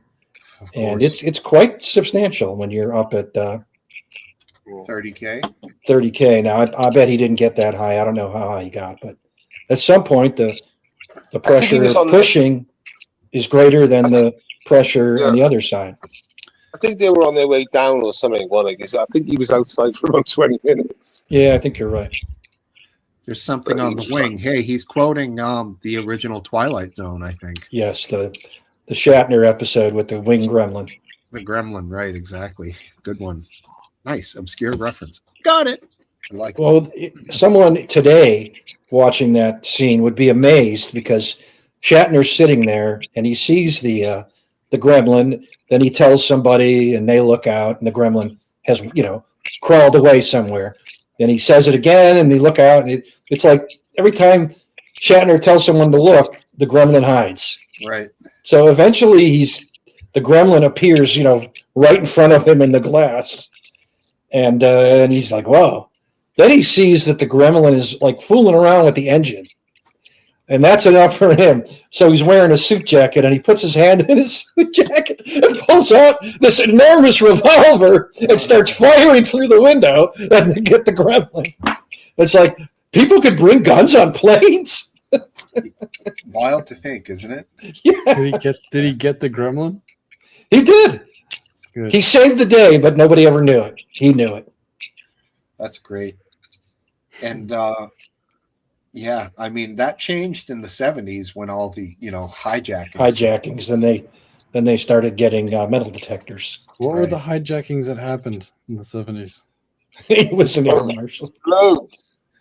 There was loads. There was that one where I remember a famous video where some commandos stormed a plane. The pilot jumps out of one of the windows up in the fucking cockpit and he drops like 20 feet, lands on his face, fucking fucked himself up, but he lived. Like the one that abseiled down a bit, didn't he? The pilot, sadly, he just took it. He threw himself out basically. Yeah, it's funny. In the early hijackings were people trying to flee Cuba. And the U.S. tacitly supported the hijackers in the very beginning. Wow, that's funny. Then people started hijacking planes to go to Cuba. And then suddenly the U.S. was like, maybe this hijacking thing is not all that good. Maybe we should oppose it. Steve, you mentioned that one that I talked about there with, we mentioned the captain. I think that plane had bounced between like Italy or Turkey and Africa about 3 times. It was zigzagging back and forth, and they stuck it in some African, Congo, airport. It's completely dead. It's not even in like normal traffic. And they stuck them in the corner out the way, didn't they? Right in the corner, and they started to not starve them, but they just started to make their life a bit. But yeah, that plane had been zipping back and forth between Europe and Africa for about 48 hours. Yeah, I didn't know that, but I do remember that footage of the commandos going on and then the pilots coming out of I don't know how they got the windows out in the cockpit. Maybe they kicked them out, or some of the cockpits had sliding windows. Well, maybe that's on the side, not in the front, on the side. It was on the side. And one of them came out fairly smoothly, and then in snowboarding, like when you go off a jump and your legs are all wrong, it's called being a huck doll. You've hucked yourself in the air. You kind of look like a fish on its side.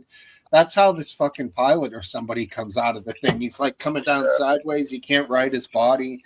Bam, right to the tarmac. Oh, He In the gets long knocked out. run, it was a good move. yeah, better. It probably hurt in the short run. Thing Yeah, is, and I think when they the- had AK-47s back then. The hijack. How the fuck do you get an AK on a plane, let alone a revolver?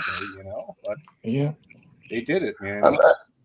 when the commandos went in, though, we can get the footage up now. When you see it, they're quick, but they're not that quick, and it ain't even like they don't even go in without problems. It's not really that efficient. You know what I mean? It wasn't flawless. Exactly. No, for sure. So in a way, I think they killed like 1 or 2 people during the raid, the terrorists, which I thought was a bit of a picnic, really, for the dessert, because they could have fucking had the time it took them to really get into the paint. It went up in flames, didn't it, the painters? If you've got the footage, bring it up if you want. I can't find it. That must be where the famous Counter-Strike map comes from. With the 747, then you got to go in and extract the hostages. I think it was Air France, wasn't it? Does that sound right? Yes. Yeah, because they started in Africa, the kidnapping, I think, so that makes sense. Africa. and Air stuff. France flight 8969. You I got said the footage? 69. No, I What don't. year was this? No, the footage will be there if you search for that. I'll look for it. It is impressive, like, but it ain't fucking. It ain't flawless. It ain't flawless. The plane goes up after about 5 minutes. I'm finding this thing called Air Disaster, which is a 52-minute show. I just want the damn. Yeah, just put down terrorist as well. You're saying this French hijacking was in the 70s? 80s, 70s, yeah. Okay, here we go. I've got it. I got one too. How long was it? I've got one that's 4 minutes, but I'm going to try to find the probably- best part. Is it the one 4 from the minutes. Smithsonian channel? Yeah. Yeah. Go and play it, man. So it was French special forces, was it? That went in? Yes. It's the co-pilot, and oh my God, he got fucked up. Yeah, he landed on his hip, didn't he? Pretty good fall. He side on, landed on his side. You knew There it was only fucking one guy. Here we go. So we got snipers aiming at the cockpit. The fucking terrorists are in the cockpit. The special forces guys have stormed the plane, and the terrorists are holed up in the cockpit, and the co-pilot is the last one there. That's where we are here. So let's get this shared. Oh, Jesus. Cancel. God, I've apparently forgotten. Technical difficulties, people. 1 moment. After 5 years. You want me to give it a shot? No, I got it. Okay. Please have a go, then. Don't be a white knight, Last Dance. I'm just trying to be a white knight. I got Yeah, it. he got it. He got This it. is right where we are. There we go. But frustratingly can't get a clear shot. The co-pilot off the woods. Here. The snipers on the terminal roof can see the terrorists in the cockpit, but frustratingly can't get a clear shot. The co-pilot is blocking their view. But that problem is about to be solved. Actual video footage shows the co-pilot falling onto the hard concrete. Look at him. He's fucked up. Yeah, but he's getting up, basically. Figure a way to Okay, He's- so right. he's- the top of his head, because he's crouched over, is probably about 5 feet off the ground. So you're going to go 5 feet, 10 feet, 15 feet, 25. 20 feet. I'd say 23 to 24 feet easily. Oh, I'm going to say 15. That's just too. Yeah, check, 20 feet is just too painful to think about. yeah, wait there. Check the commando out. Stretched out there. He's fucking Yeah, I don't know dropped what it the hell in. happened with the commando. He's fucking. Look, he's doing pull-ups. He's just exercising. No, I think he fucking jumped over the rail because they shot at him, dude. I think that's true. safety. Now he falls.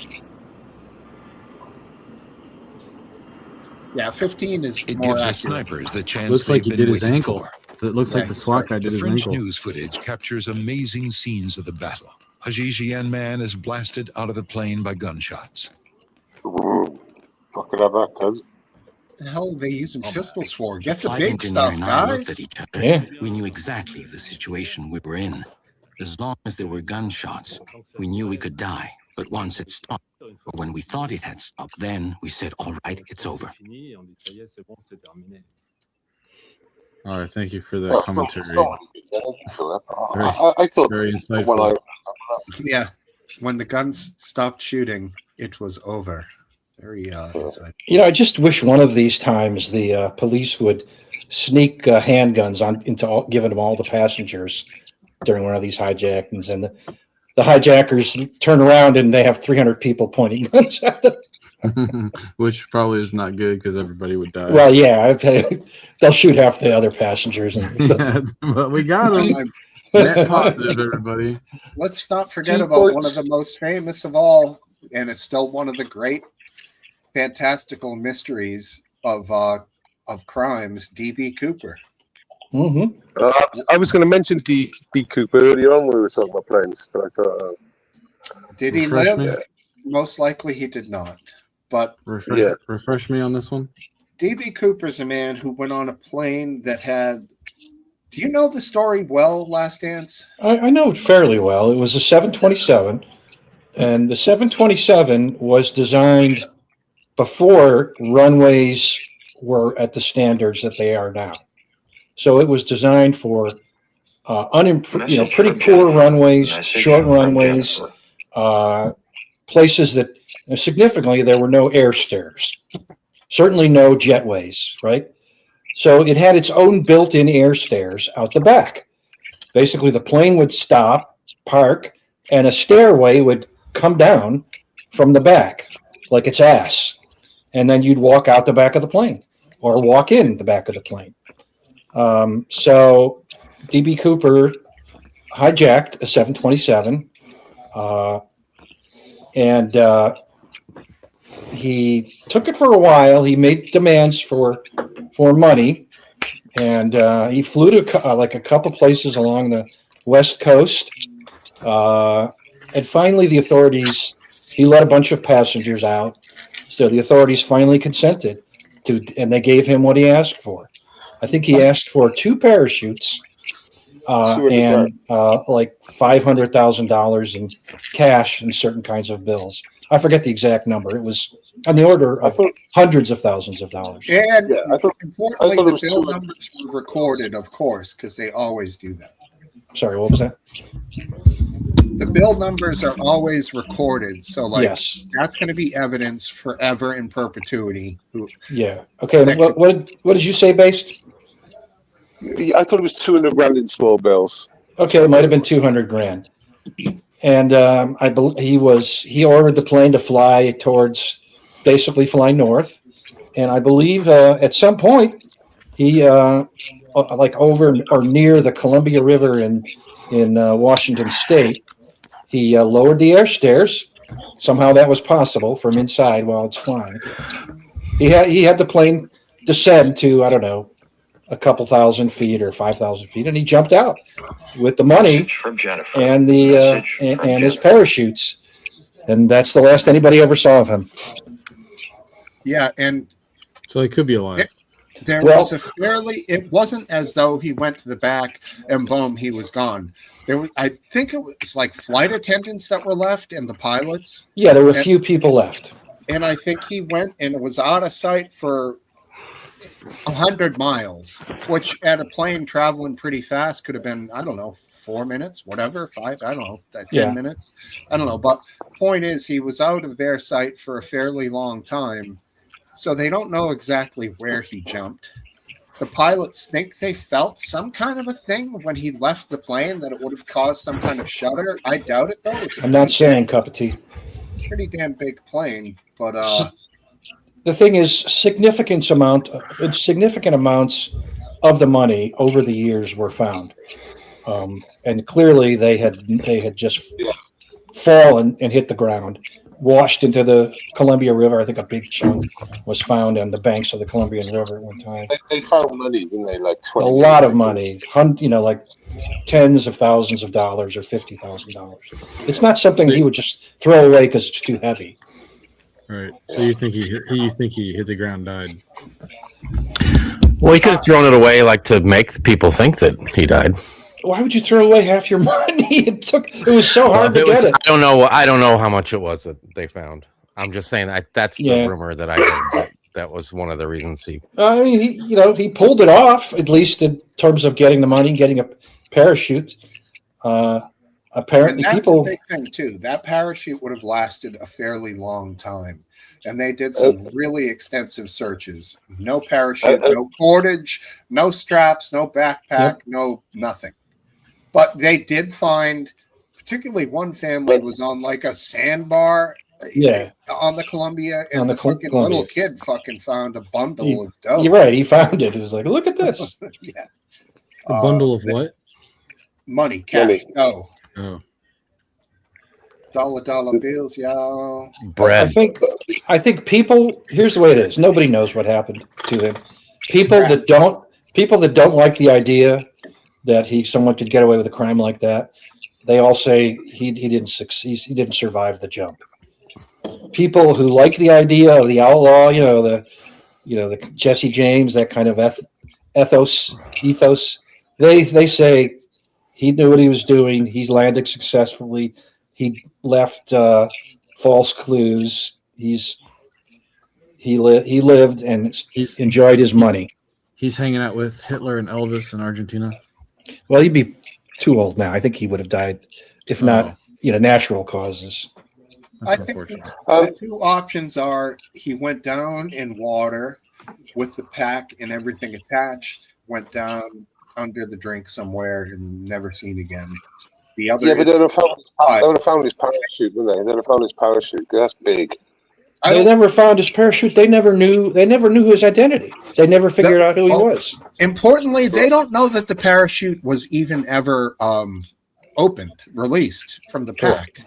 Nobody saw the parachute. Now, would it have been the kind that he had a secondary chute that you just jump out of the plane and throw, and it automatically deploys? Or did he have the kind that had a ripcord that you have to manually deploy? I don't know. I would have thought it was a ripcord one, wouldn't it? The cops said they did not sabotage the parachute.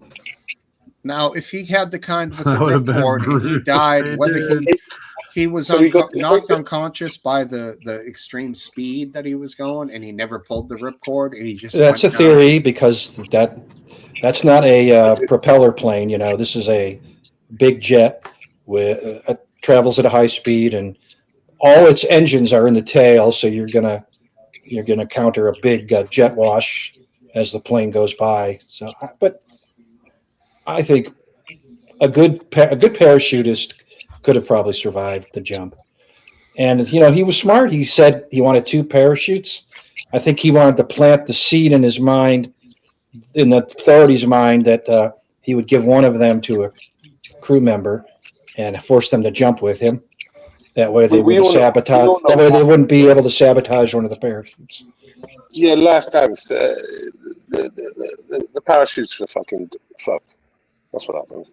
He went down like a brick. It was over fairly remote territory, so it's conceivable that the parachute was never found and got caught in the trees or something, and eventually deteriorated.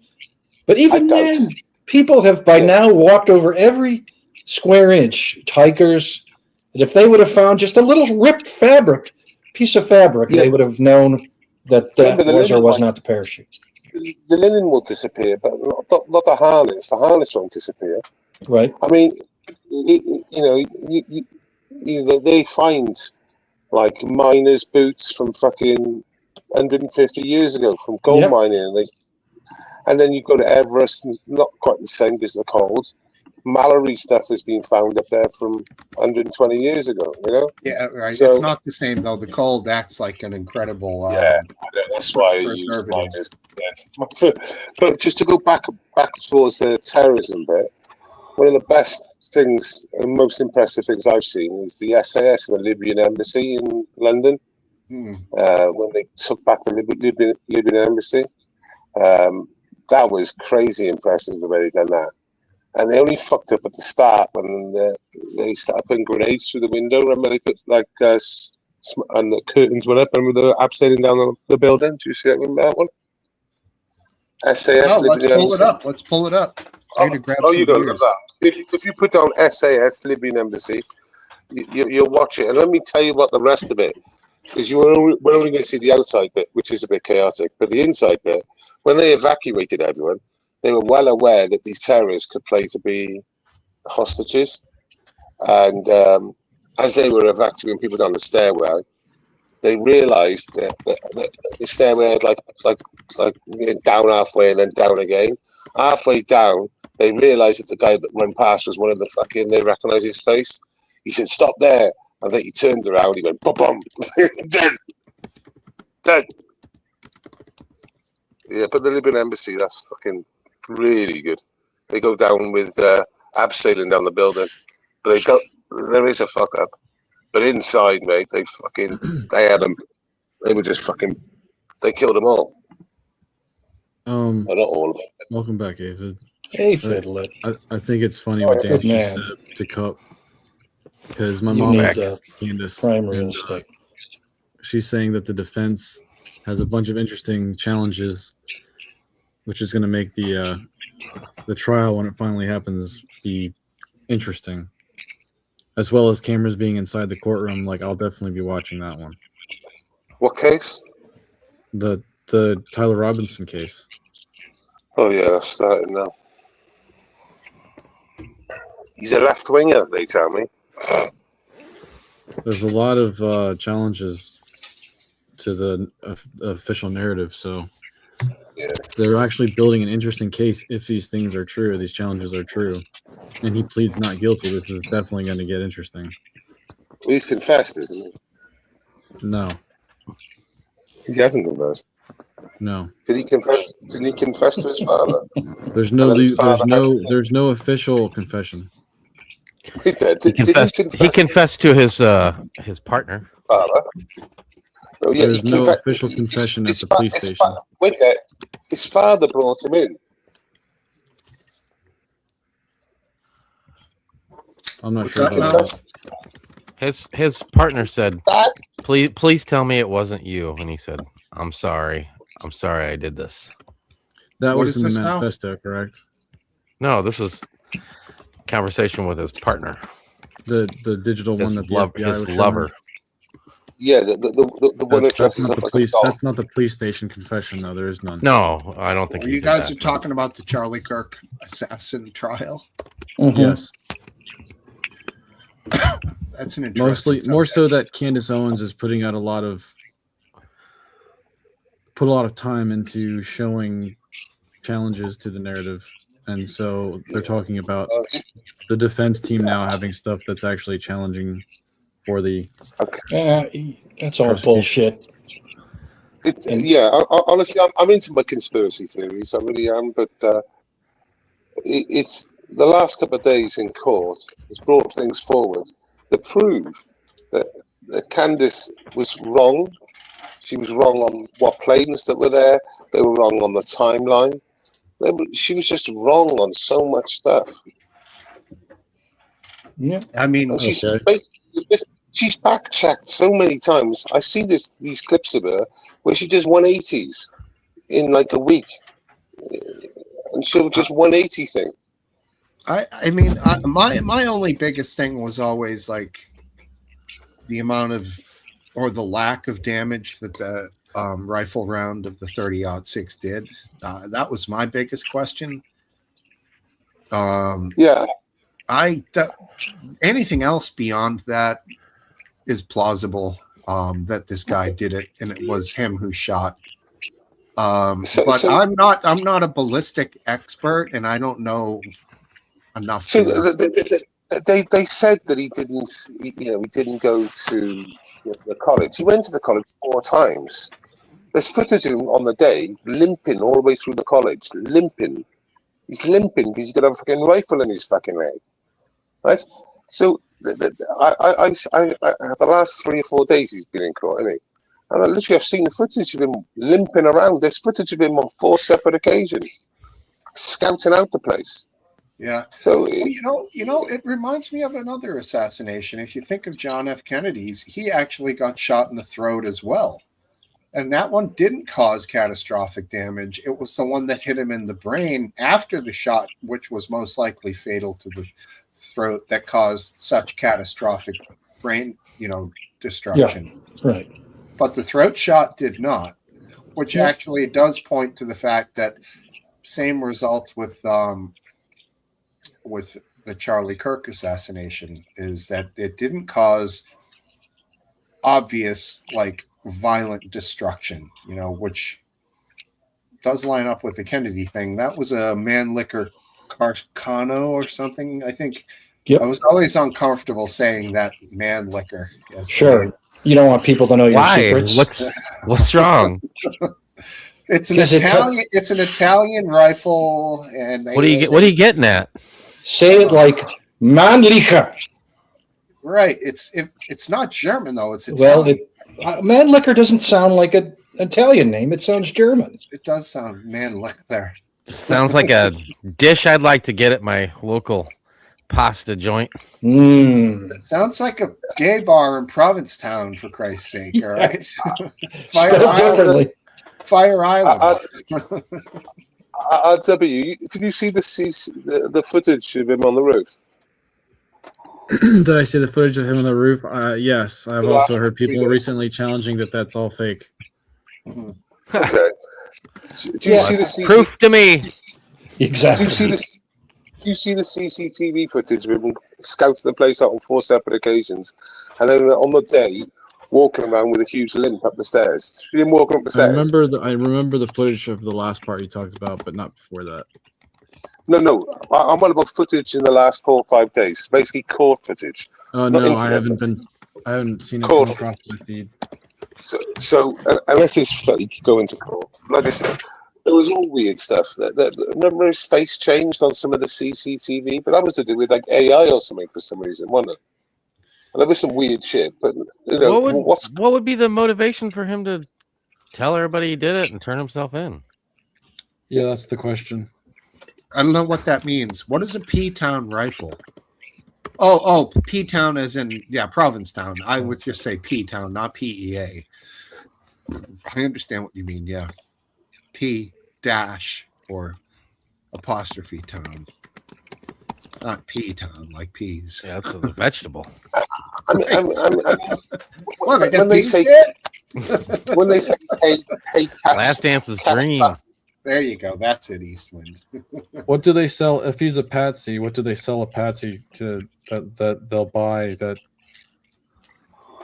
how do they get them to throw their he's more than a patsy, if that's what you think. I don't think anybody's ever done that. You don't think anybody's ever traded their life for a cost? Cause? Not for an internet loudmouth.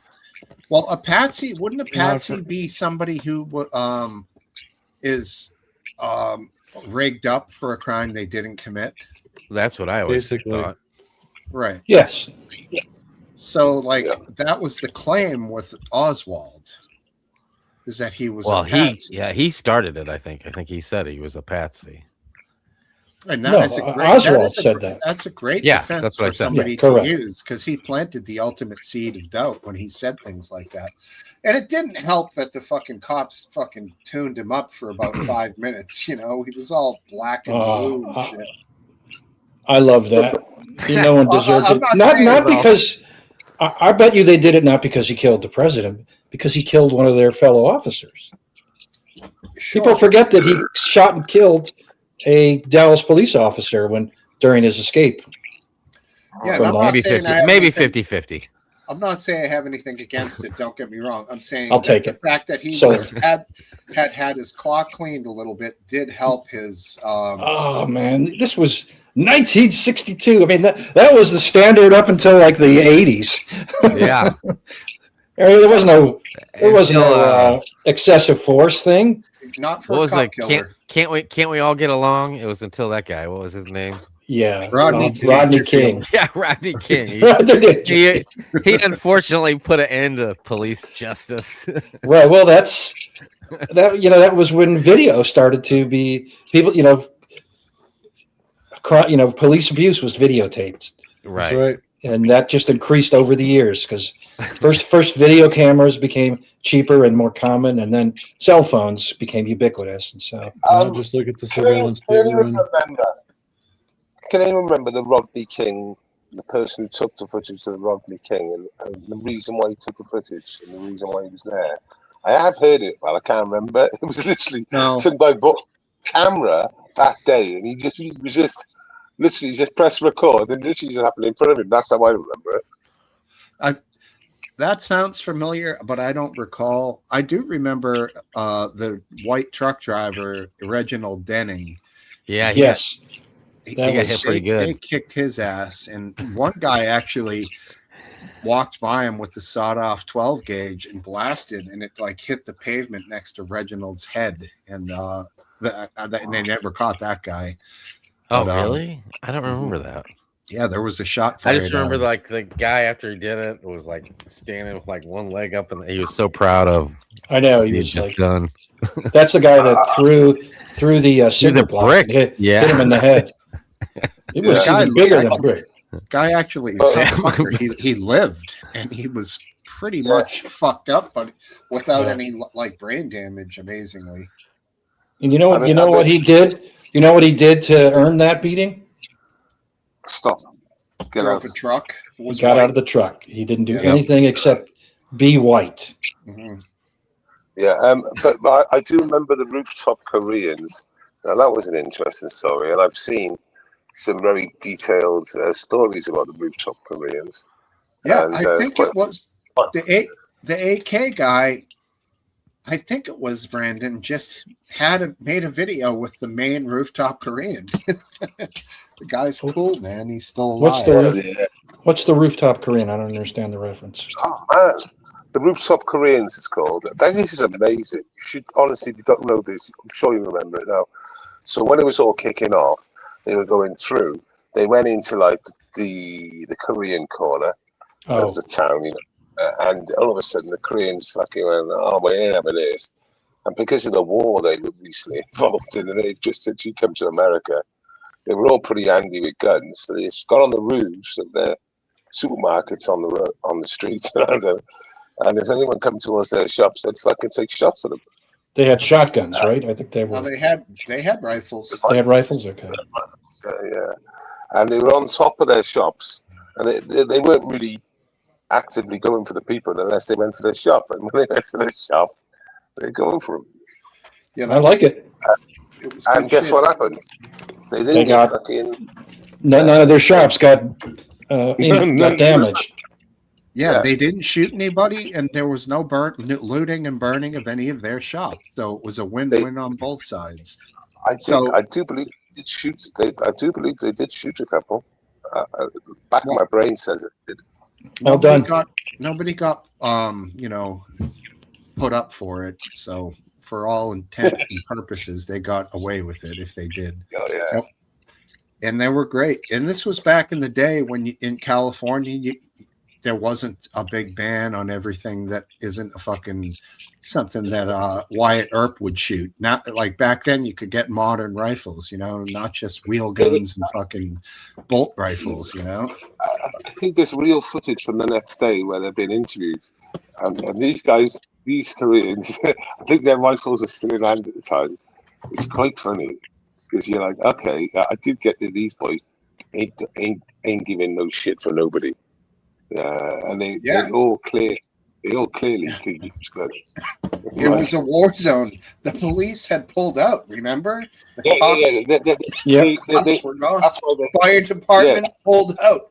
Fire department was having guys getting shot. The actual firefighters who were there to save people's lives were getting Dogfish fucking head. shot. I didn't know Something they different. made that kind of stuff. What is that, bro? It's a whiskey that's made very small batches. I think it's only sold in Delaware by this. It's a brewery. I think Dogfish is a. Yeah, that is a Dogfish brewery. Ale. I've to their heard of beer. Dogfish. But Yeah. they make they distill a little bit of whiskey, and my daughter was at the beach, and she somehow found this and got it for me. So it's not That's a Scotch. really cool gift. So I'm taking a break. Are you That's going a to try really it cool on gift. camera now? Huh? You going to try it now? Yeah, I will. See if I Oh, survive. If I can get it open. I bet you it's going to be better than you think. It's got a wax lid, is it? The Last Dance. No, it's I foil. don't think so. Oh, right. My buddy bought me a fucking bottle of rum. Fucking huge, dude.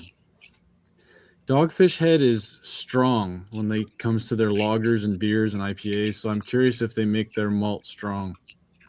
Like if strong is their I style. need to get the bottle because the picture, I'm like, it's bottle. It doesn't look big enough. Or do we need to full screen Last Dance for this whole thing? Yeah, he looks a little bit like Mitch McConnell.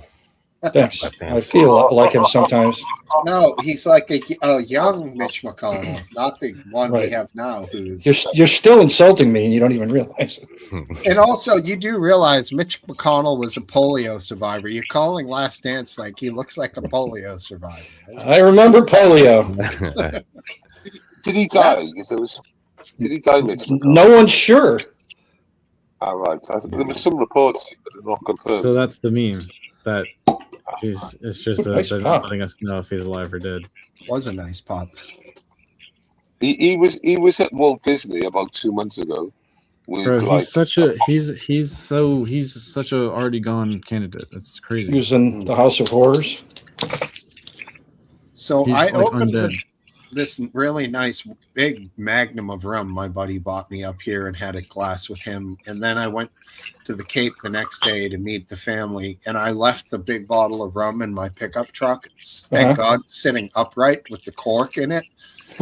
In the sun, it was like 95 that day. I went out that evening to grab the bottle. It had ejected the cork. The cork was over on the driver's seat. And all this rum It's a sign from God. had gassed off into the vehicle, and I was like, it was like opening a door to what I can imagine a distillery would smell like. It was like the rum had started to gas off, man. It was pretty wild. It'd be funny if a cop had come by Yeah, just that's exactly what I was just as thinking. you were opening the door. I gotta say, I smell the odor of alcohol. In fact, Yeah, I'm about gonna pass out from. it was insane. Don't light a match. Me too, your office. Me too, I officer. got high from that whiff of booze. It was wild. I got to imagine that's the thing. Inhaling. my old man, Inhaling alcohol, that sounds painful. It's I mean- definitely it's quite different. do you get Smell? cider outside? Lads, do you get like cider? I got a nice can Yeah, upstairs. well, you can buy cider here. None of them are really good where I'm from. Yeah, so in the UK, the stuff that you just buy in the pubs ain't good either. Yeah. It's all Right. rubbish. Yeah. Yeah, the Let's stuff get you your buy- review, Last Dance. I don't know if it's Any oak? Any smoke? definitely some oak. Not much smoke. Sweetness? No sweetness. It's got a I don't know, there's something higher up in the taste register. If it was volume, it would be, a tenor. So it's a little on the hot side. Is that what you're saying? Maybe, yeah. I like that.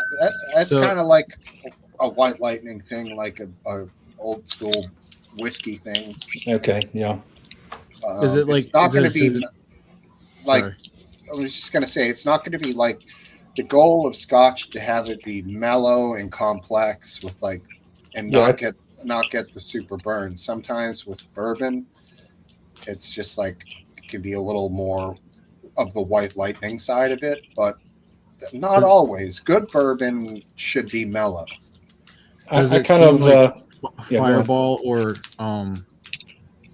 shit, what's the other one? Does No. it seem like Jim or Southern Comfort, where it's kind of like cheap. Oh no, It that doesn't stuff's seem. fortified. It doesn't seem like that, but it. I guess I would say, I'll drink it till it's empty. But at this I'll point, take one for the team. Over time. But at this point, it would not be. I'll stick with my scotches, my single malt scotches. Still a cool gift. Yeah, it is nice. Tell her to keep trying. Maybe the next Absolutely. one. Do you drink soda, cola, Coke? Sometimes.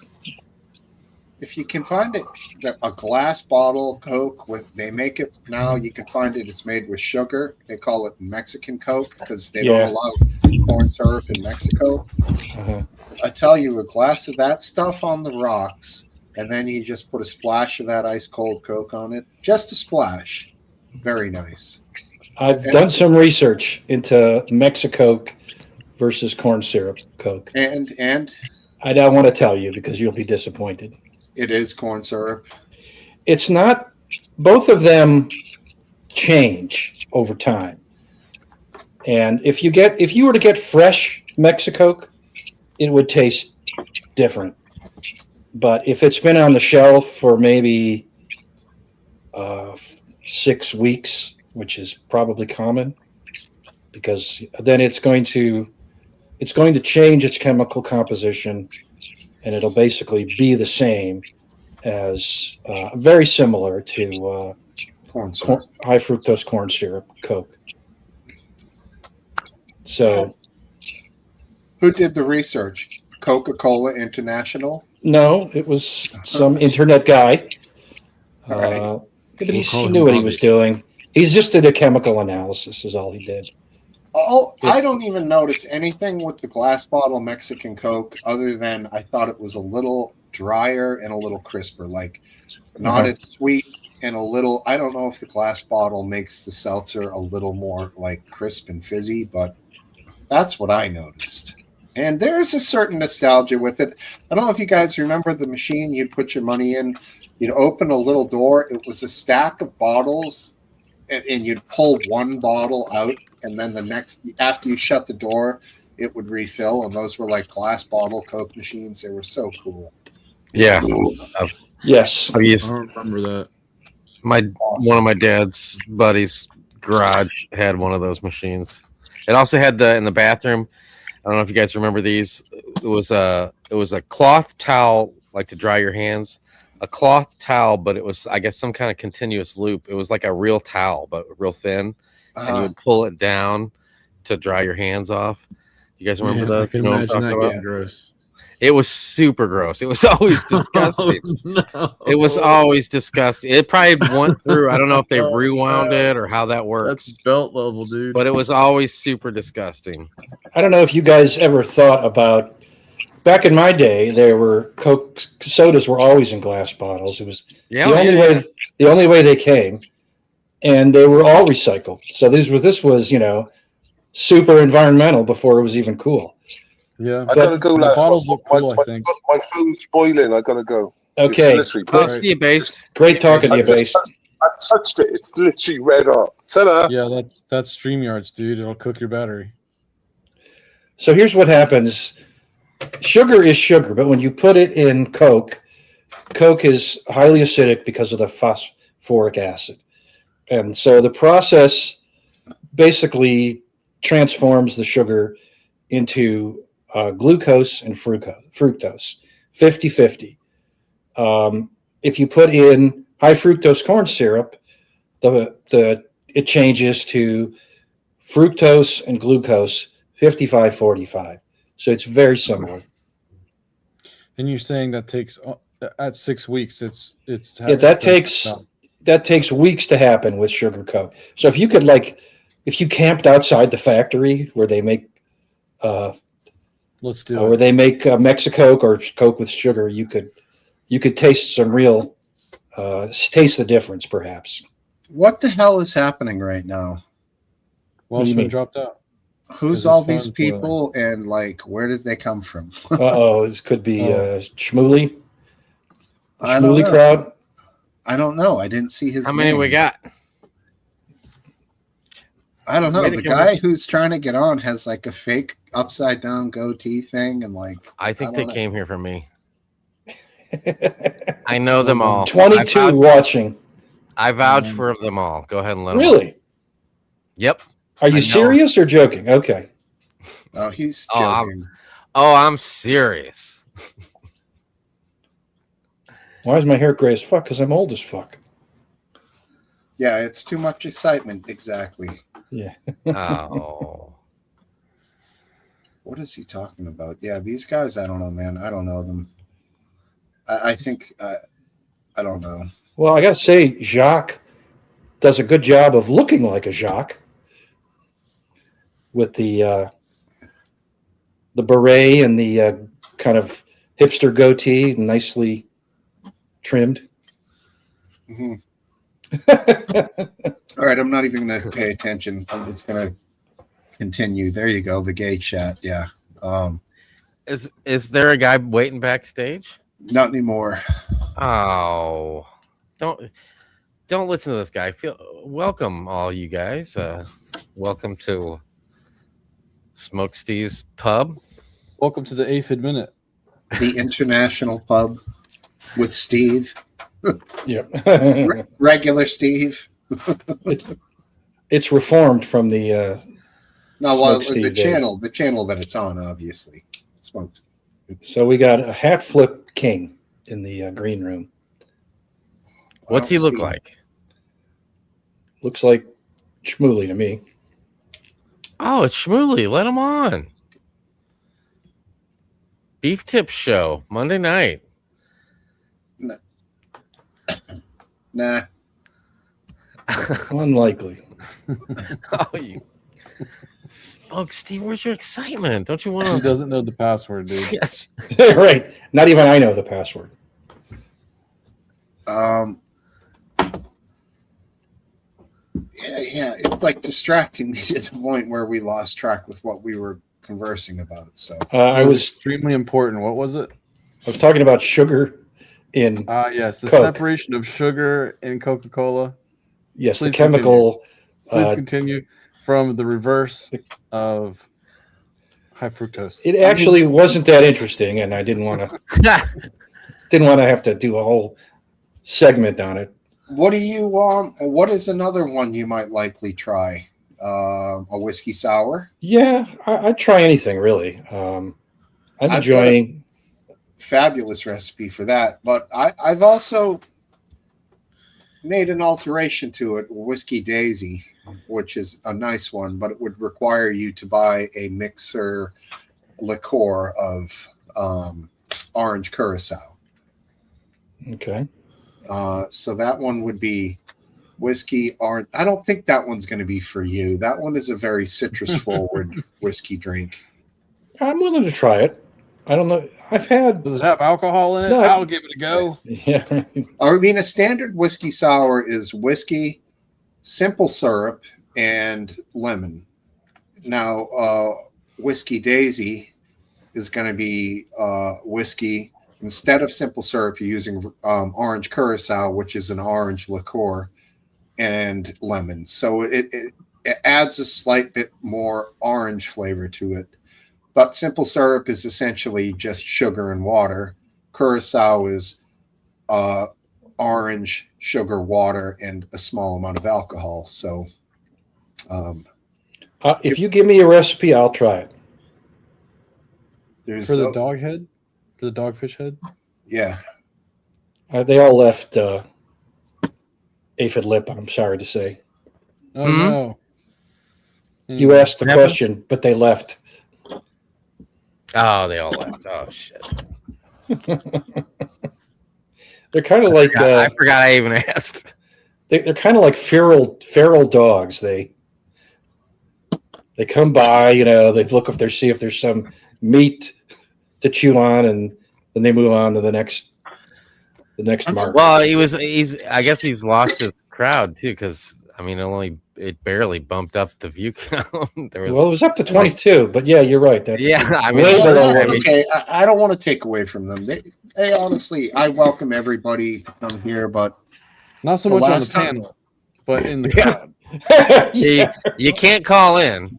But you're welcome. You're welcome. See, You are you welcome guys to know your what it house. is. There's some gimmick involved there. I try to keep this place somewhat gimmick free. An individual comes here and joins in and becomes part of the group, like Eastwind has. He's not, I wouldn't say, like one of the old school guys, but he's come here. We trust him. We like him. He's joined us on camera at certain times. That's an organic, like, relationship we're building. Like, it's rare because nobody comes here. It's like we're in the back room. The outer edge of the Barrens. Yeah, exactly. Like, Yeah. we're off the beaten path of the internet, if there is such one. I gotta say, they were saying a lot of mean things about me, but I honestly Yeah, it's because you have a standard. doesn't bother me that much. That I was reading, Can you and that blame 'em? also affects my decision making of who I'm going to bring on. If they're going to talk shit about That's right, Gerald. somebody I like, regardless of who they are, I do appreciate them, but I'm not going to invite them on. Now, see, You don't let me invite go on back. trolls. Let me go back and show you some of the things they said. I So saw one guy says, "Last Dance, how far do you have to stay away from schools?" I saw that one. That was I think one that's funny, so I don't mind that. But another guy says, "Last Dunce is boring." That's just mean. I mean, it doesn't really. It's not nice. That was It's no big creative deal, for you but to be mad. The Huh? dunce part is so archaic. Who says dunce anymore? But you're hurt by the boring thing.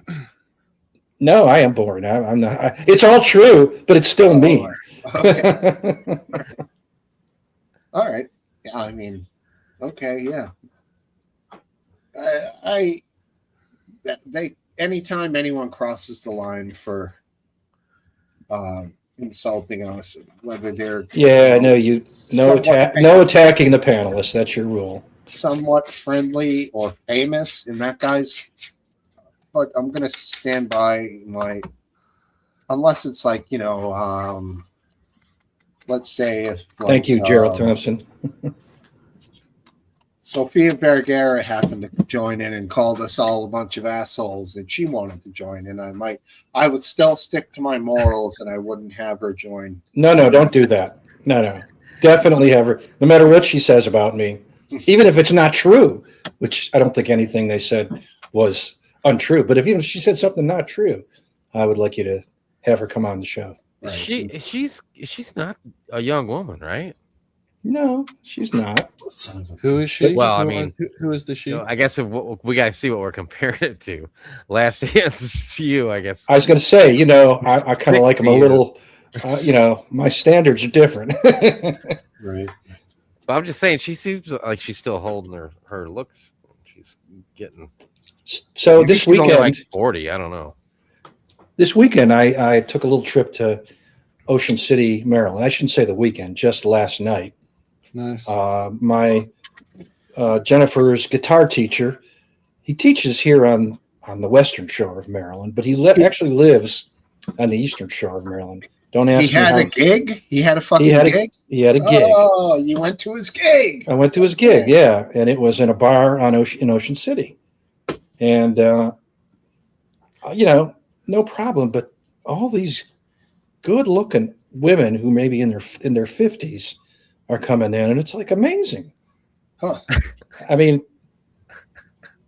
I was distracted to say the least. That is terrible. I It's mean, good to- great. I Dude. don't know. What is it? Ocean I guess City I- must be popping right now. I guess I sent you a message at the wrong time, then, didn't I? You did. I just one guy, I swear. That's You funny. know how it is. Tell me you don't do this. You see a beautiful woman and you think, she's about a 9. I'm sure the guy she's with is about a 9, and then he's like a 4. and you know what? You know?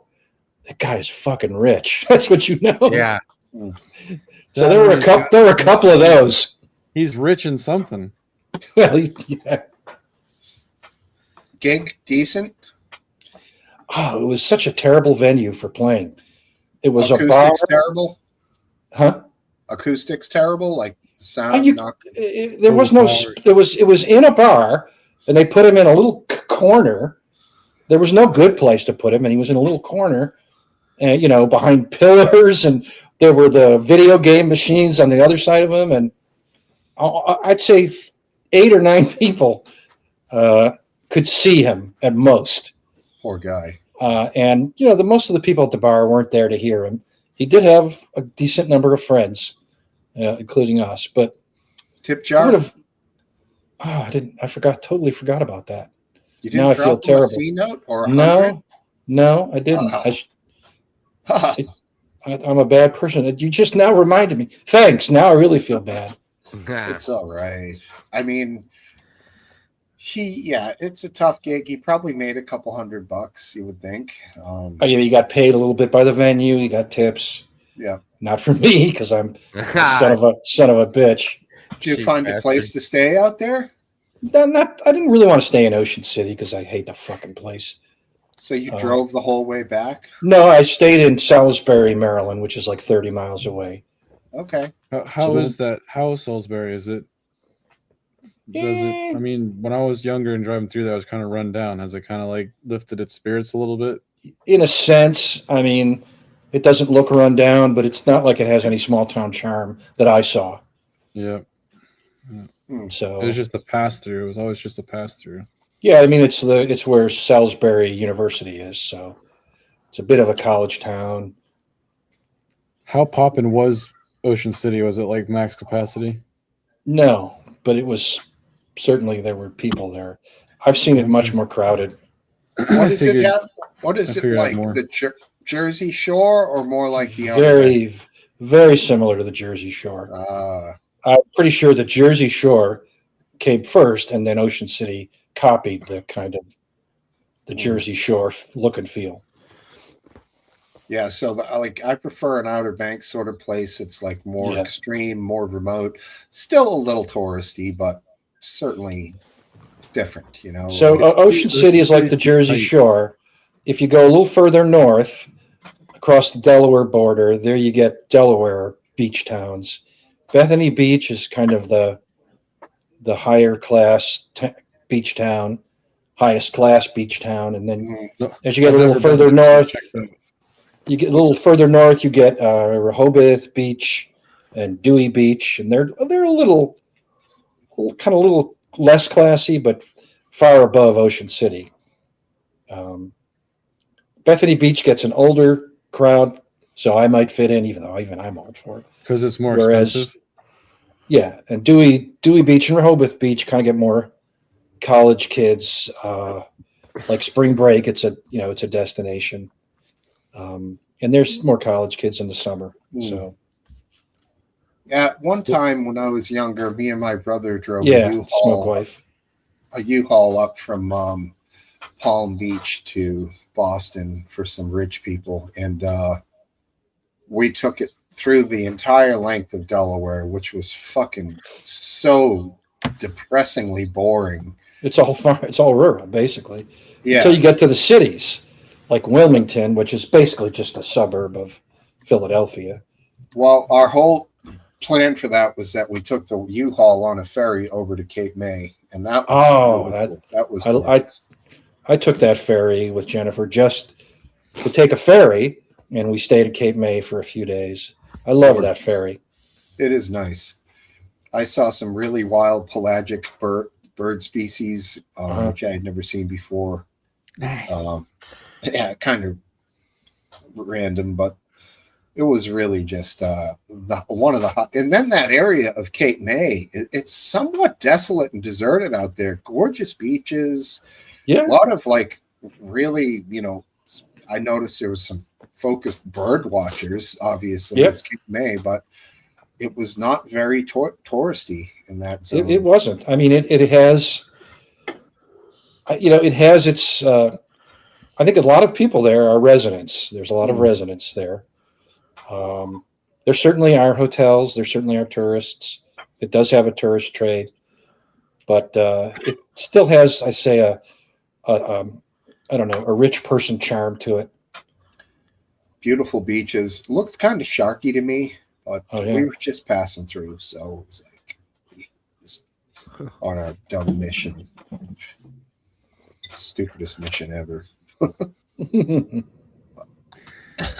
What does honky tonk mean? I thought that meant like redneck rodeo. Yeah, it is kind of like, I would say that is or was the vibe of Ocean City. A long time ago? Even still, less so than it used to be, definitely. Yes. Yes, that's where they stayed on our way down, wife. Yeah, when we stayed in Chincoteague. And yeah, we used to call old Orchard Beach, Old Dirty Bastard. Old Orchard Beach, even though it's in the north, it's in Maine, it's fucking honky tonk, bro. It's, giant You crap. like people dress up like cowboys? Like what does this mean? No, it's more just like low grade, high grade. Like the whole area is not really that good, but it's like super famous. I don't know how to describe it really. Like tacky. That's a good way to say it. That's exactly right. Tacky, tattoo parlors every block. So it's tacky, but it's still the spot. It's the spot that people still go to. Yeah, it has a certain charm. It's also more lively at the same time, whereas Bethany is quiet and Bethany is for geezers who don't like a lot of noise. Ocean City is for young people who want to party and make and do like a lot of noise. Well, cup of tea, cannabis is legal in Maine, and the testing process is pretty mellow, so you can get some really good cannabis up there, and they don't make you wait months and months while the state fucking control board tests the shit out of it like they do here in Massachusetts. You get nice fresh pot up there, legal, cheap. And lobster rolls are good, decent fishing. It's a cool spot. I would think they'd have good bakeries up there. Possibly good bakeries. That's random. Is this something I've never heard? Maine's known for its bakeries. I love finding bakeries, and if I think of rural areas, sometimes you'll find some really awesome bakeries in the middle of nowhere. Sure. Bakeries are an endangered species. I feel like that's true. Maine's most popular fruit is Last Dance's least popular fruit. Blueberries. You're correct. They fucking grow the fuck out of them up there, and they are big and plump and juicy. It's a good yield this year down here. Is it? I think I got one blueberry. That's rough. We got like 1,000. But I've got like about 75 to 100 strawberries so far, and that's not even like they haven't even started. So bumper crop. Ours were all tiny this season. They tasted good, but they were tiny. I have a mouse that lives, I think, around there because nothing else can get in, and because only the strawberries that are really low have like chew marks on them. Do you think those strawberries are safe to eat? Should I share saliva with the mouse? Just chop the tip off and have at it. The tip or the part they chewed on? It's like cutting off a cancer. I was just going to say, it's like cancer. Find the clean, the clean bleeding tissue. Keep cutting.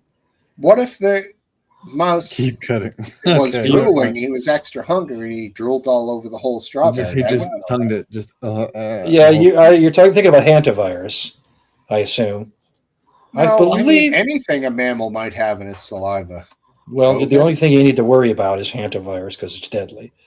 Yeah. The other stuff will just give you the shits. Right. I don't actually know if they ever. I think it comes from their shit, not from their saliva, their kisses. But if you're going to be washing it and stuff and wash it and cutting off, a lot of them I just pick out of the garden and eat right away. You got to live life on the wild side sometimes. But I look at them as long as it's not been chewed upon. If it's chewed upon into the neighbor's yard, you know what I'm saying? Right. Hunt it to the right. You just toss an asshole.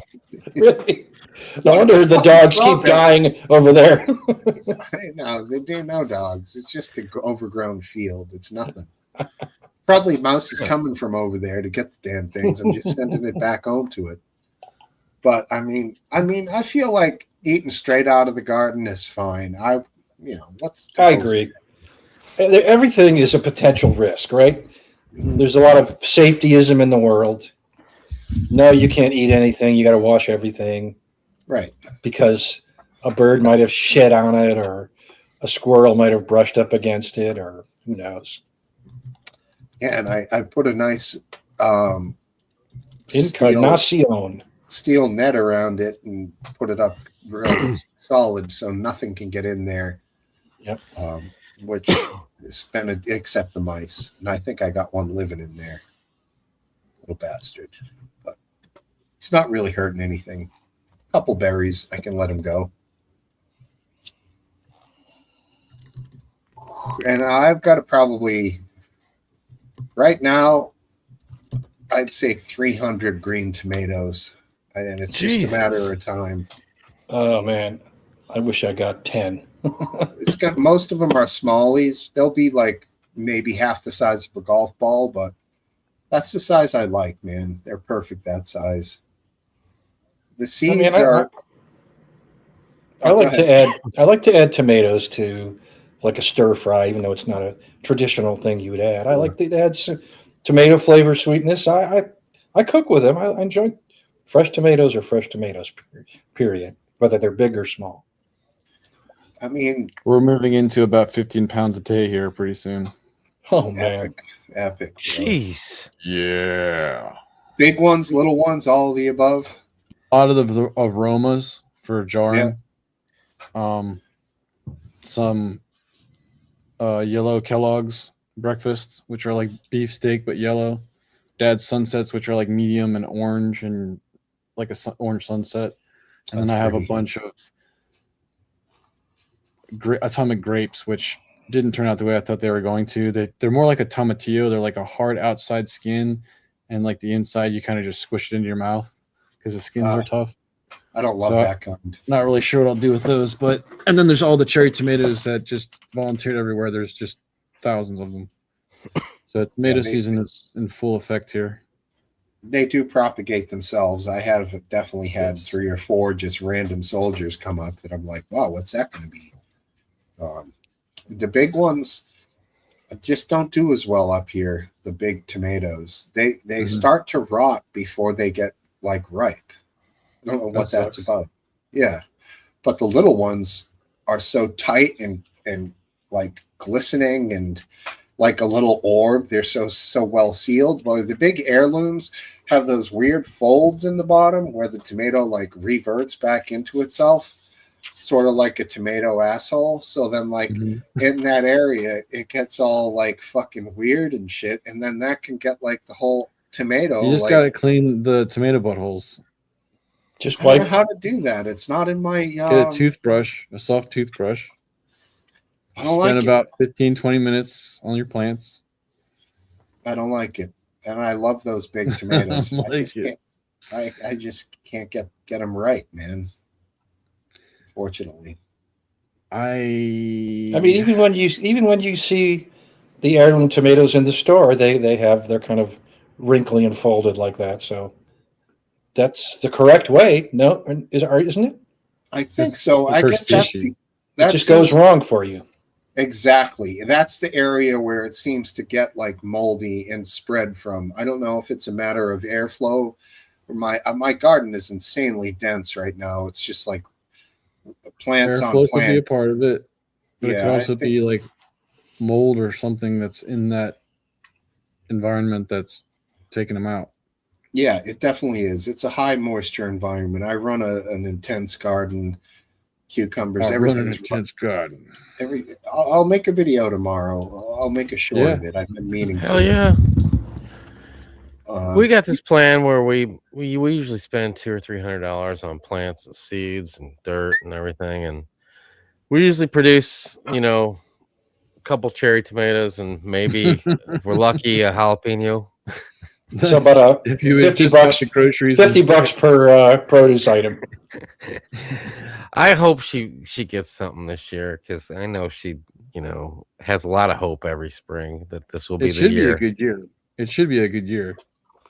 It's hope. going good. We've had some years where, like, we had this one year where we had my brother gave us, or gave her, a lemon like a lemon zucchini, I think it was. Squash, lemon zucchini. No, Okay. it was they it would look like a lemon, but it was like a zucchini. It tasted Huh. like a or cucumber. That's what it was.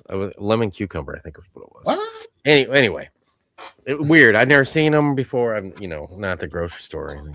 Mm. But those like took off, man. Every day you'd go out there and there's like a new one laying there.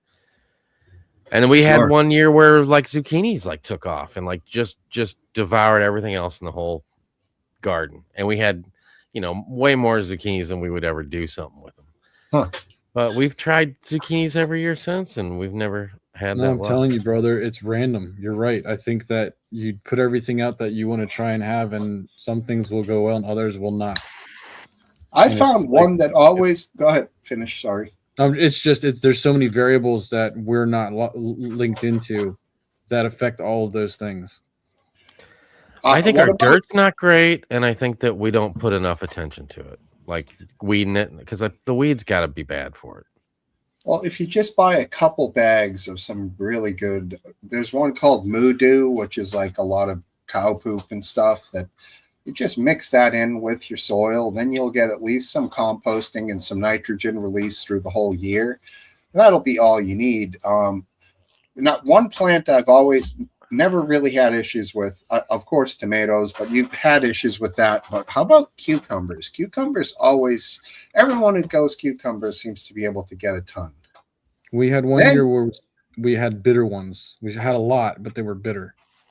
I've had that, but that I found was an issue with the time of harvest. I don't know. It was an interesting year compared to like this year. We're rolling, man. Cucumbers are rolling. Yeah, and cucumbers, you can make one of the great things of all time. Pickles, they last. That's happened. There's bread and butter and dill pickles that have been made. We make some quick pickling thing here where you slice the cukes, you peel them, slice them thin. So it's just a rind, no seeds, no peel. You make this stuff on the stove and you put the cukes in and then like let it cool down, put it in the fridge, eat them that day, and they're fabulous. And it's just like dill, vinegar, a little bit of water, a little bit of sugar and salt. And it's like one day. It's like you're cucumbers. making a salad more, like a quick salad. Yeah, because you put a ton of dill, and by the time you eat them, you don't want them swimming in it. You want them just barely covered. Yeah, and you like make a ton of it. You bring it to a barbecue. Once it's chilled, you bring it, and it's just like the best thing, man. We brought it. I like when Wife you brought just cut them up and cut up onions in with it, and then put in some dill, and then mix in mayonnaise. You can make it veganaise, make it whatever you want. Just mix that together. That's like I'll eat the whole bowl every time. Mayo, huh? Interesting. With cucumbers? With cucumber. Cucumbers, like I'm cool with them, but sometimes I taste them when I burp later. Yeah, they actually there's a line of cucumbers called burpless. Yes. They Oh, really? Yeah, That's one we have at the moment. It's called burpless. Yeah. Wow, I wonder if that works. they're super. I don't burp mild. from it, so it must work. I don't think I burp from it. I just burp, but I taste it. You taste it. That's the kicker. Yes. It's like cucumber burps. Yeah, like I can taste cucumber. That sounds like at least It's refreshing. just air. It's Better not like than pepperoni. that. I'm not regurgitating that stomach acid and it tastes like cucumber. I'm saying the air that comes out of my stomach has a taste to it, and it's cucumber. Is it refreshing? I'm done with having cucumber by that point. See, this is what Shirley missed. Yeah. They would have just stuck around. What an asshole. Cucumber burps. Yeah, dude. It's how we roll. All right, we're going to keep this rolling. I'm going to grab a real drink. Certainly. It's going to be the mint schnapps. No, I said a real drink. Oh, okay. Chocolate schnapps. No, it's something from upstairs. I have a new. I was going to come up with this whole line of questions, but I only got one. Oh, all right. We can start. Well, with you got to that. ask it. No, I'll ask it when I get back. This is Yeah. what I call a got cliffhanger. filler otherwise. You do? Yeah. Oh, we're good. Like in the meantime, or like when he gets back? You guys. When he gets back. Well, I mean, Oh, I got. till- Well, then I'll till- talk to. I'll talk Yeah. to. Because we're rounding out our trip, and I wanted to know if we're gonna. I think it looks like we're gonna do DC first for 2.5 days probably, and then New York for like 3 or 4. One of those days is gonna be just hanging out on Long Beach at the beach, and then hit Niagara on the way back before we come home. But Make sure you check for- there's so many, like Washington, there's so many freaking museums, Oh, and there's no way we're gonna hit them all. So I Figure out didn't know parking, if, dude. huh? Figure out parking. Well, that was another question I had, because I think it looks like we're gonna stay at this. Well, I don't want to give the name out, but it's real Right. close to the museums. Like, it looks like Okay. almost walking distance, really. Yeah, if you got a safe So, park there, like, do you that's gotta great. pay? Do you gotta pay for?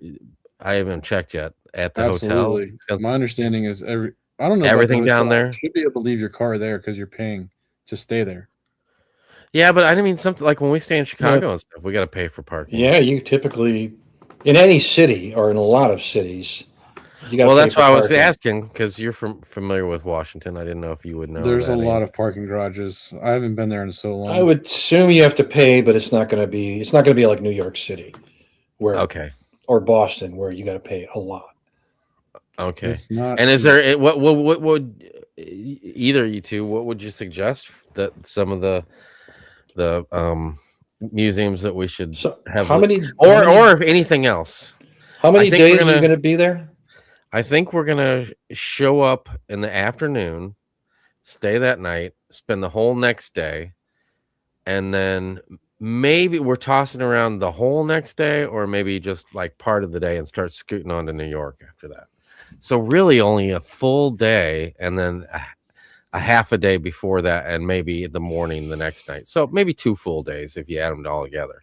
Well, in that case, although I strongly recommend the Udvar Hazy Air and Space Museum. Well, the that was on. Smithsonian, That, it's too well, far no, away. no, yeah. That was because I talked about that, but it looks like we're staying real close to the other one. It just be Like, too is it much not worth time on the going road. to it? Oh, it's worth going, but you No. I'm talking about the other, because I don't think that's going to happen. And I tried No, the other Air and Space Museum is very nice. the one that's downtown. Yes, Which one Okay. has the meteors that they cut and acid etched? I don't It has know. all the gems, I don't remember that. all the precious rocks. Okay. Air and only know Space one Air and Museum? Space Yeah. Air and Space. I only know of one Air and Space Museum. I didn't know there was two. I mean, the one in DC is more constrained for space. The one out by Dulles Airport obviously has a lot more space, and they have a lot more exhibits, and it's just awesome. It's truly something. However, it's by Dulles Airport. It's a bit of a hike there and back, and you would be sacrificing, seeing 5 or Right. 6 museums in DC. Where they're all. I would just say. I mean, it depends what you're interested in, but just do the Smithsonian tour, and just walk from museum to Well, I know, museum but until isn't you're there- exhausted. Oh, okay. So you can just get like how Chicago has like a city pass where you can get into any of the stuff. Well, when they don't charge for the Smithsonian, No, do but- they? No, but isn't there like some like you gotta like go in advance? I think or something. I thought I Oh, saw. really? I mean, it I'm didn't. not sure about Like that. a- I like thought you a- could just rock up. Oh, maybe not. I could have swore. It's been a while Yeah, since I've Smith- been. It's been a while for me. I Also. could have swore you had to like make, but maybe not. Maybe I'm wrong. Make reservations. One of the And then coolest like the other stuff, like walking around, like should we walk up to the White House? Should we walk to the Capitol or the? Is any of that stuff not really worth it? If you're looking for a food experience while you're there, the coolest experience I've ever had in DC is in the DuPont Circle at a restaurant called Buca di Beppo's. And it's a Italian restaurant that you sit at a table and everything comes out potluck style and it's all made super fresh, right? Like It was a really cool experience. All right. But that's very anecdotal. It's not like the tourist aspect of DC where you go to. Yeah, like there is an SR-71 at the Dulles Air Udvar-Hazy Air and Space Museum, and it is awesome. It was a real, and you get pretty close to it. I mean, you're very close to it. You Are can't they get up there and big? touch it, but you're like 5 feet away. Are they big? They are big. What's amazing is the engines are so big. There's one on the nose cone, right? No, the engines are on the wings. Okay. The engines are enormous. They're enormously long. You talking about the Blackbird? Yes. Yeah. It looked really huge to me in videos and movies, like elongated in the center. Yeah, it's a very cool plane. Is it I mean, still that being used? said, the F-14 is an absolutely fucking. No, I don't think so. Not officially, at least. Mm. Oh, it's not like it's outdated, right? It's still a Liberty state of I've engineering. never heard of it. So any of that stuff, real quick, like yeah. is it like might be the only time I'm back, through DC ever. I mean, should we go see Lincoln sitting in the chair? I was just going to say, I enjoyed the Ford Theater. To me, it was a part of history, and I don't know, it was meaningful to me to do the Ford's Theater tour. Okay. Can I give you my? Yeah, absolutely. That's what I'm asking. I was young. The things that I liked the most were the Vietnam Memorial. I thought that was a very touching thing. I really thought that the 2 or 3 of the Smithsonian's were great. Do you remember which ones? The one that had the Hope Diamond in it, I really liked, and the one that had like the American history stuff, with like Lincoln's coat or whatever, or George Washington's jacket or whatever. Those 2 I liked. And there was one other thing I found really fascinating.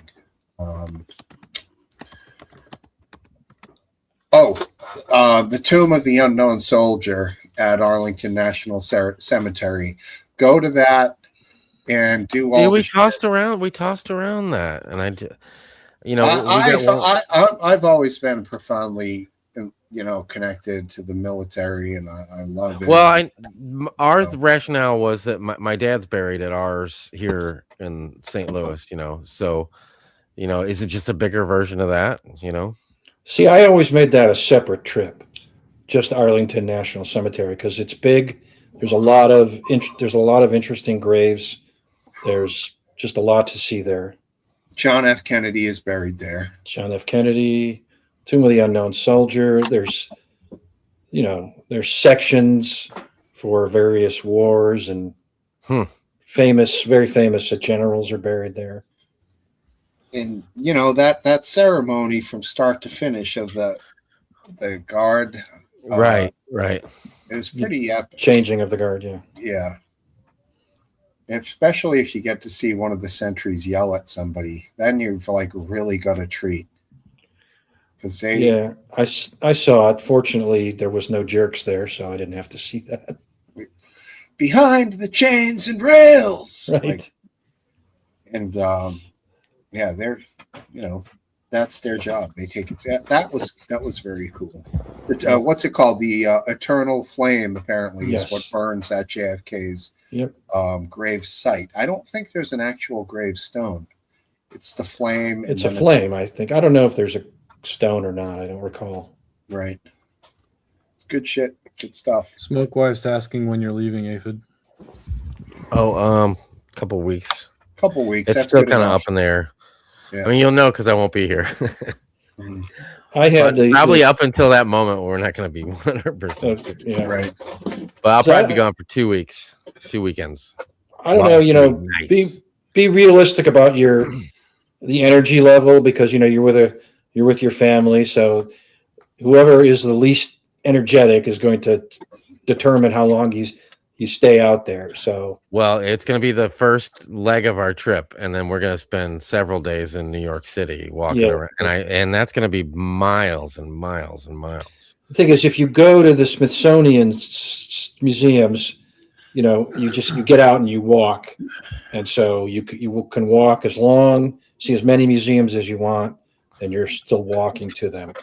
Ford's Theater is a little bit further off the beaten path. It's not down there by the Yeah, I would Smithsonian's. guess we're probably going to stick to that downtown area. Yeah, the Tomb of the Unknown Soldier is Right. just on the other side of the river. None of it is far away, but it's just a different spot nearby, and Right. you know, it's got its own It parking. looks like and we did some Google Earth search, and it looks like all that. There's a lot. I mean, there's a fucking shit ton of stuff. Like, and you know, Yeah. just everywhere you just scroll to there, and you're like, holy shit, that's there. And you scroll a little bit more, and you're like, God, man, there's so much shit there. Like here in St. Louis, we got shit. You know, Got the arch. yeah, that's it. In the Cardinal Stadium, Busch I Stadium. mean, one thing I would say avoid. I thought the White House was lame. Well, I think you got to make Yeah, you unless you just want to go reserve look that. at it, you got to reserve that. Oh, really? Back when I did it, we just had to wait in line for like 3 hours. Maybe it was reserved. Man, that had to be a long time ago because it's. I think it's been reserved for quite a while now. Probably 1980. Oh yeah.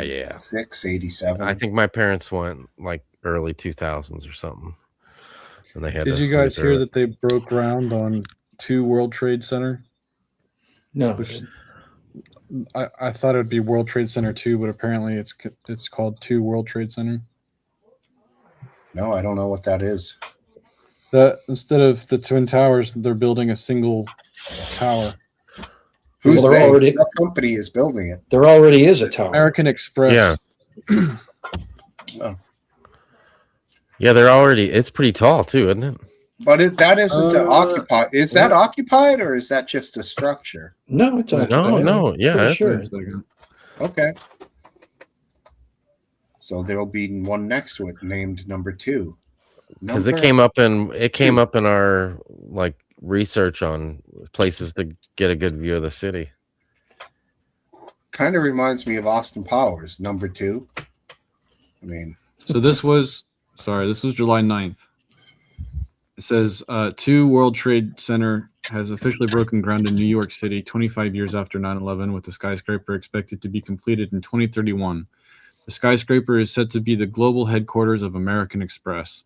The 2 million square foot building will rise till 1226 feet and be 55 stories tall. 2 World Trade Center will be 550 feet shorter than one World Trade Center and will have 2 million square feet of office space. office space. No one's renting that these days. 2 million I square guess feet. American Express doesn't need them to rent it, or they can just, they're so wealthy they can just deal with it. Yeah. That What's just your shows question, you. Smoke Steve? About what? You had a question that you were just couldn't wait to ask us. It was you were going to take a break and come back and. Okay, that question. Yes. Yep. All right. With everything I got no more fingernails left because I've been biting them off. With everything we know about the current president, I'm going to just say 2 names. One is a past president and one is the current president. And you can only respond with the answer. You know what? I can't do this. I can't even answer the question myself. That's a possible response we can give. Yeah, your 3 responses would be I can't answer that. Oh. Or the name of one president or the name of the other current president. So Okay. those are your 3 responses. My response is I can't answer that. And the 2 presidents are, here we go, Trump or Obama. What's the question? Who would you choose ultimately with everything that you know right now? To Ultimately? be the president? Yes. It's an ambiguous question, but just work with me. Yeah, I hear what you're saying. It's a tough question to answer for me. Eastman says Trump. I have to suspend my dislike of Trump's corruption and his stupidity. I guess I would have to say, I hate to say it, but I'd have to go with Obama. Ballsy. I mean, I certainly don't like him and wouldn't want him to be president. But if I only have two, I have to kind of pick the least bad one. We knew what she was going to say. Yeah. It's ever and all time easiest question. I know what. Anyone else care to take a stab at it or be a wimp? I would agree with Last Dance, and not even close. Well, you actually have said things that in the content of liking that president. Did I ever say that? I don't think I did. I said I dislike. I don't know if I liked Reagan, but I was too young to really know. Oh, you liked cliche Obama? Thing. I liked him a lot better than Trump. Yeah, but no, I wasn't a huge fan of Obama. Okay, fair. RW.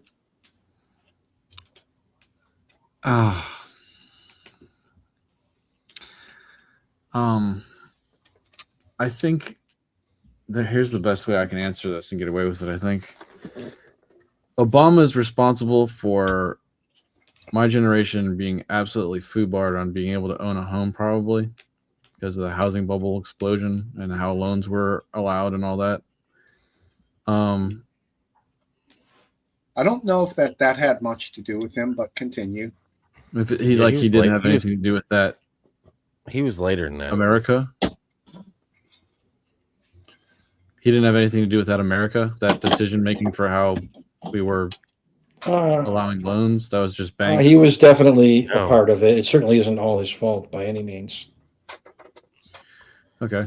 But anyway, I think America is entertaining and interesting at the moment, so I'm going to go with Trump, dude. I don't know. Well, the things that I think Obama is profoundly intertwined with are, namely, the one that's named after him, Obamacare, and another big one was DACA, DACA. And those two things were pretty divisive. Some people just say, well, he was providing health care for everybody, I guess, with the Affordable Care Act or Obamacare, whatever. And you all know what deferred action for child aliens. I don't know what the fuck DACA stood for, but you know what it is. And I feel like Trump's profound thing is immigration and ICE. Are there really definitive things? Are those things? Is that accurate? I mean, there's so many more things. Yeah, I mean, I'm calling like signature things. They're big things. Yeah, it's funny because when I hear this, I think it's kind of too president centric.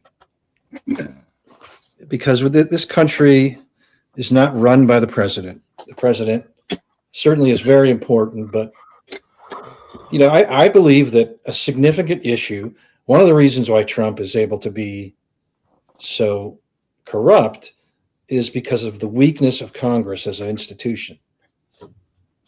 If you were to ask, how can a president, pardon himself or, sue himself, or you were to just name any of these things, if you were to go back, time travel back to the founding fathers of the Constitution and say, we got a president back in 2026 that has sued himself and settled with himself and given himself the ability to control $1.8 billion as he sees fit. He's taken an airplane from a foreign country and sort of made it under his control when he leaves office. And I could name 10 different scandals like that. And I would say, gosh, why didn't you guys put in the Constitution that a president couldn't do that? Like, why didn't you say a president couldn't pardon himself or with Biden, why didn't you say a president can't pardon his family members? Why didn't you say a president can't settle with himself for a lawsuit? We know what they would say? They would say, we did say that. We put the power of impeachment in there, and that should have, any president, I mean, you got to tell me that any president who did any of that surely would be impeached, right? And I'd have to say no. I'd have to say no, because they didn't expect the divisiveness and the they didn't. one-sidedness. That's right. They didn't expect the power of political parties. They never would have said. I have to tell him, no, that we're divided between the Democrats and the Republicans.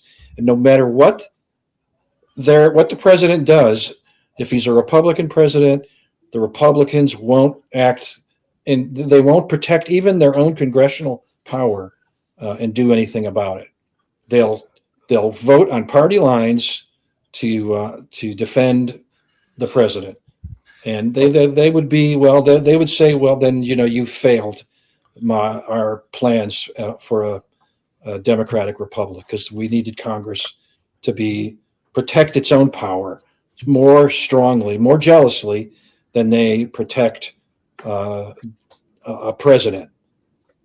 Well, let me ask you this: if Trump was far less erratic and a much better speaker, better orator, better speech man, better at answering questions, not Trump, but essentially the results of all of his decisions put our country to where we are right now, would you feel differently about him? Is it the Trump that's the problem, or the state of the country that's the problem that he's seemingly created? Trump is a problem, but he would be, by taking the presidency, he would be held in check by a strong Congress. He wouldn't, if the Congress had strength and belief in its own power as a Congress, and put that ahead of party power, then had he considered, settling with himself for a lawsuit, his advisors would say, well, Mr. President, if you do that, there's no doubt that you will be impeached. So he wouldn't do that. His instincts are bad, but they would at least be checked significantly by a strong, independent Congress. And that's just not there. Do you think that Trump is going to leave the United States worse, the same, or better than when he started his chair? I mean, for the most part, I'll say it's the same, which is quite a indictment, because it's not in great shape. It wasn't in great shape when Biden left it, and what the debt is going to be worse in almost every qualitative and quantitative way as when he took office.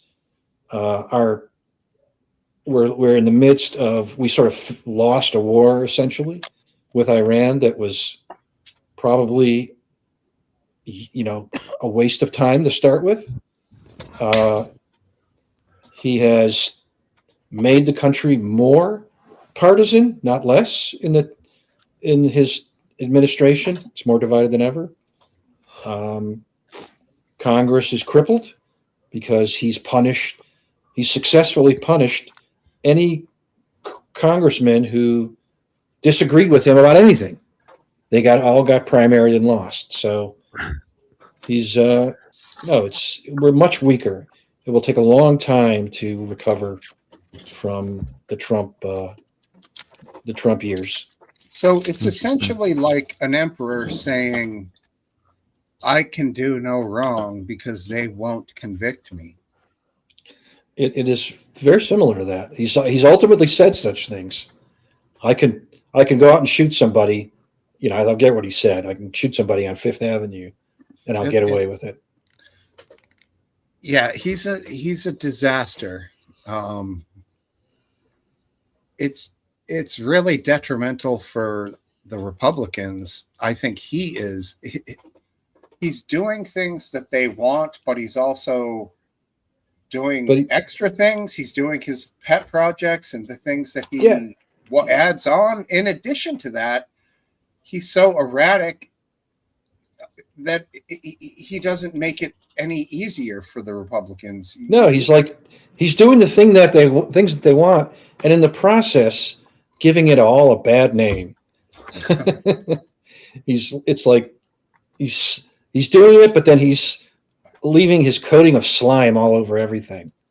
Do you think that the states have more power to run as states under Trump's current cabinet or presidency than it was under Biden? The states have more power? That the states are exercising more power, individual power, instead of federal or state? I think that has not changed at all. It's always been that the federal government supersedes the states.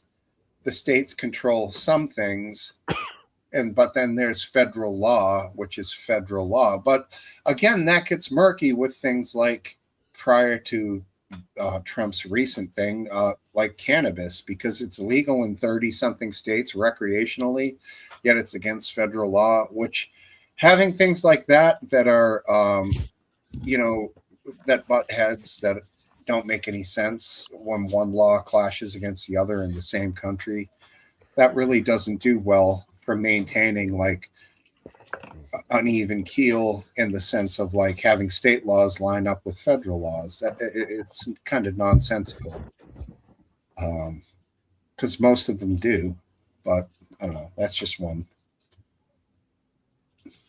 Well, in some sense, if you were to say that Biden exercised too much executive power, he used too many executive orders, intruded all the time into states'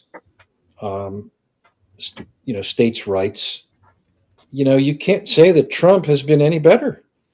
He started, his first executive order was to get the government out of policing speech, and his own cabinet has routinely violated that executive order with impunity by chasing down critics of Trump, whether it's Jimmy Kimmel or Trump suing newspapers or what about the aspect of building up the military, though, to building up the superpower status? Well, he might have built it up, but he's kind of blown his load there by, going after Iran. Yeah, something to shoot at. I mean, part of military power is bluffing. By never showing your hand, you also never show your weaknesses.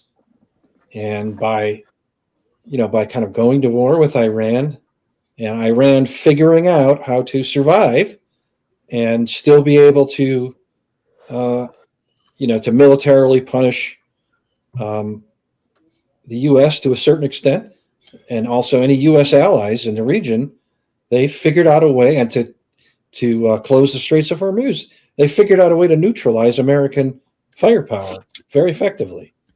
So now we're weaker than we ever were because people are less afraid of us on the world stage.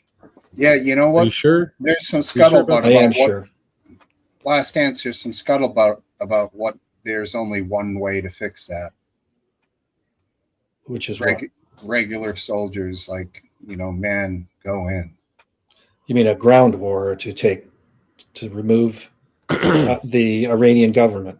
An expeditionary force that starts on water and does some sort of land invasion. Yeah, but here's the thing. That didn't go well at Normandy, but we could do better. Let's suppose we succeed.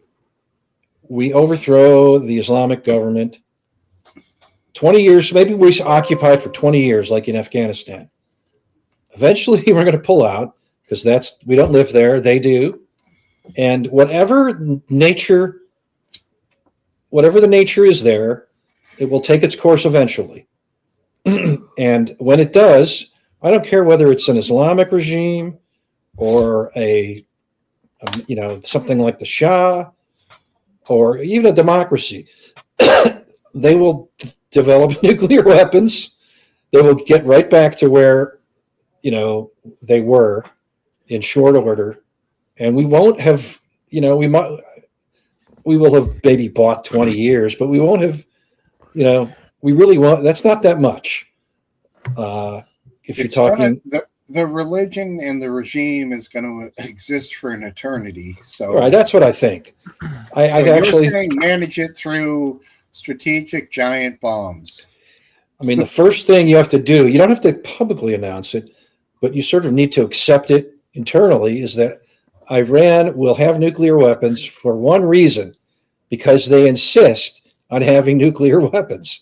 You can't, if a country decides that that is one of their goals, they can make it happen. Especially a country that has oil, they have the resources and the will, and so they will have nuclear weapons.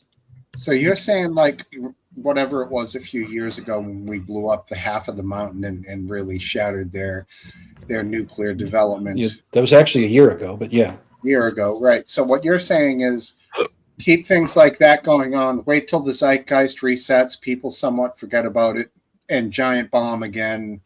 Anything, we go along for 3 to 5 years. We reassess. Giant bombs, and just manage it somehow. Well, I would say just skip that altogether. Don't bother with that either. Really? But that is better than an invasion like Afghanistan-like invasion where you topple the regime. But is it better to ignore a potential developing threat to the point where they could have, La Bomba waiting to come over? Or I would say ignore. I would just Bomba, the hydrogen neutron bomb thing. I would say, here's what I would say. Whatever threat Iran ever poses, it will not be as great as the threat that Russia poses. It will not be as great as the threat that China poses. Do you not put a more of a threat to the fact that they are of a particular type of people that might have a, thing that allows them to die as a martyr? An apocalyptic vision. That, possibly, yes, some might say. I definitely think that's part of the equation, but eschatology. I think there is definitely Russia. There's an apocalyptic strain in Russian popular culture, and some of it is reflected in Putin. Who's to say that after Putin, dies of natural causes, that the next person isn't even more insane than Putin, and that You think Putin's insane? Well, he's definitely not a peacemaker. And That's who's to different say? from insane. I wouldn't say insane, but you can argue that the war he's been involved in is kind of insanity, considering the amount of death to Russians that it has caused with so very little gain. Yeah, there They is must have a gained something. foolhardiness with the They must have fact gained that something. I mean, the next guy who takes his place may just say, we got, I don't know why we got these nuclear weapons and Ukrainians don't. I don't know why we have to keep, sending our people in there to die, the drones chasing us down. How about we just, nuke, just nuke the centers of power in Ukraine, then we win.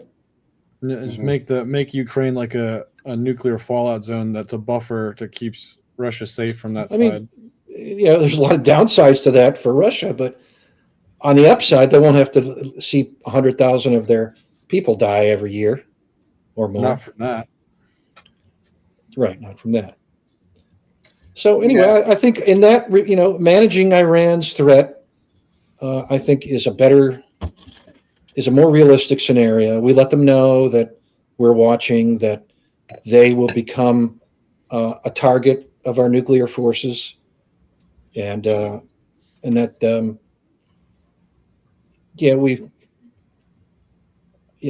that's just democratic nonsensic talking points. The whole democracy supporter, Dude, this is her with her arrow right now. Beep.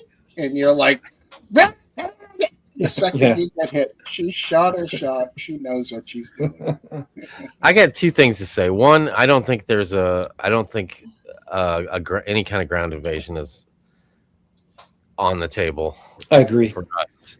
Because it's definitely less since the war started.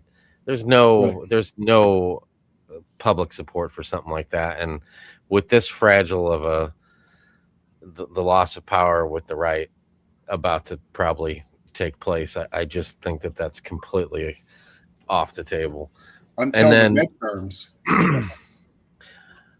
Yeah, but he would have to get approval. Yeah. Well, I mean, I guess maybe doesn't. not. He would figure a way not to. He ignores. But the Constitution, anyway, bro, he ignores. The and Constitution. I disagree with Last Dance and keeping Iran. I think we have to do whatever it takes to keep any country from developing any. Because I think ultimately, of my opinion, that we will eliminate ourselves from this planet at some point. And the more and more countries you let get away with it and build, we have to keep that number as small as possible. Russia's already got there. You think humankind is going to self-delete at some point? Interesting. I think I'm pretty confident of it. At some point, it's going to be, it'll be easy. Tomorrow, somebody's going to find out an even easier way than the nuclear weapon. Some smashing of some atoms. Is there's going to be something better. We're foolish to think that that's the level that we can figure out. You mean that's the most destructive thing that that science could figure out? Yeah, you make a good point. And so I think we should do whatever we can to try to keep, any country from now. Do I think that what we're doing is the right thing? No. But, like what you said, like stepping back and just bombing the shit out of whatever they come up with, that's at least something, that's at least something that I could. That's support. something, but in doing that act, you're also inviting like other stuff, cyber attacks or lone wolf attacks or terrorists. They start feeding their bullshit and fucking Hezbollah. Yeah, but what's the option? You can't just turn your back and be like, well, everybody else has them. So, because once they do it, then North Korea is going to be like, there's nothing stopping us anymore. Well, this is where diplomacy comes in. And they all get there's proof that in this world that if you have that ability, you get a seat at the table. Just like we respect Russia, because that's the only reason. That's it. They don't have anything. They don't have anything else. But maybe that's there's all a contingency of some sort of diplomacy where you say to them, we're going to be in there watching your asses the whole time. And we're going to let you sell oil. We're going to let your country, do this, do that, whatever. We want to help you to thrive. But if fucking nuclear weapons start being made, that's not happening. Like there has to be a change somehow. And I'm going to make that change because I'm the man in the mirror. You know what I mean? You got to go in, you got to make that change. I think you're assuming though that Iran has no counter to our ability to destroy their nuclear enrichment facilities. Just because we were able to do it once, you're assuming that they won't be able to stop it. Maybe there is no counter. We just, but I know they're going to try. The next time they do this, they're going to bury it deeper in a harder to get to place, and they will learn whatever lessons they can from our success this time, and strive to make it impossible the next time. It seems like if we have some kind of like how we had where we had people going in there and looking around at shit, Yeah. I mean, I just don't understand why that was torn up, I don't know. Is the sun fusion or fission? Is what? The sun fusion or fission? It's fusion. So you guys are aware of the fusion reactor that they're trying to build in France right now? Yes. The massive fusion reactor. Yes. Is that the one made with salt? I'm not sure what it all is. It's a massive build out project, but they're basically creating a mini sun. And that's the next event where I'm looking at, like, are they going to be able to contain that, or are we just going to create a mini star and then we're all dead? Well, we didn't know when we Yeah, did I think we've already tested that with our own fusion weapons, and no, it's not gonna turn into a sun as far as anybody knows. As far, okay. You All right, still cool. need, I mean, it's the physics of fusion is well understood because we've had years of fusion bombs, and I think everybody understands the physics fairly well. What they're building to contain this thing and the temperatures that they're expecting to go up to are like science fiction numbers. Well, I mean, what's the temperature of a molecule? I don't know, but it's in the millions for the centigrade, for the Celsius that they're planning on getting to. Yeah, in the temperature is kind of an abstract concept at that level. It's So not like what's you can one take a thermometer. molecule- What's one molecule that's, I don't know, let's say half the surface of the sun, which 5 million degrees or something, going to be able to produce? Although that is an astronomical amount of energy, how do you transfer that into energy that's usable by man? How do you even contain that? Some of these fusion reactions, I don't know if this is the one, directly produce electricity as a byproduct of the reaction. Of course. If you can heat something up, boil water, create steam, create pressure, spin a turbine, you're creating millions of watts of electricity. Well, I'm not talking about heating something up. I'm saying that the fusion reaction emits electrons, How do they get that into a wire? I don't know, but into an electrical grid. Somehow it's captured and made, and electricity comes out. Do they have a fan pointed at the wire so the electrons come out? They get blown across the room. It's a big funnel. Right. I mean, yeah, this is science that I don't know about. Obviously, I don't know. Yeah, interesting. Yeah, cool though. I mean, But, I know the production of electricity usually occurs when something's boiled, right? Pressure created. That's how it works with nuclear. That's how it works with coal. It's very basic. Nuclear power, in the standard as it is now, just generates heat, and the heat is used to boil water, and the water, boiled water, turns turbines with electromagnets that generate electricity. Right. But some of these fusion reactions, maybe it's the one with helium-3. So no, you're right. It's not. They're probably going to have to boil water for the French one. But one of the fusion reactions with helium-3, which the moon has a lot of and the Earth does not, does kind of the reaction itself has as a byproduct heat, but also electricity directly. So there's no need to go through an intermediate phase of using the heat to boil water. That's cool. I love it. This is It's how going to we be sit a now. major feat of engineering for them to contain that amount of heat and absorb the energy and maintain it and run it for a long period of time. That's going to be crazy. I mean, I believe it's based on the tokamak concept, which was a theoretical designed by Russian, where there's a superheated plasma, which means it's charged. Plasma, and it's kept contained by magnetic fields. So it's not like it's a pipe, that has to have really, that can't melt. It's contained solely by magnetic fields. Good shit. Magnetic fields can block temperature transfer.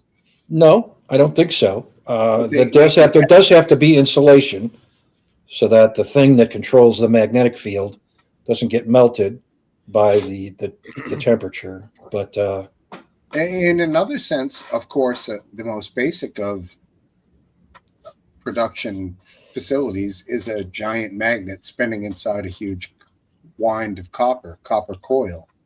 So that interaction between the charge and the magnet obviously produces voltage, which can result in amperage, right? So this is all along those same lines, but it's without the rudimentary production of it by spinning. It's by another means, but you're still talking about the magnetism interacting with metals or frequencies. What is it? it interacts with a charged particle, and in such a way that in a magnetic field, a particle will not go straight. It will go in a circular orbit.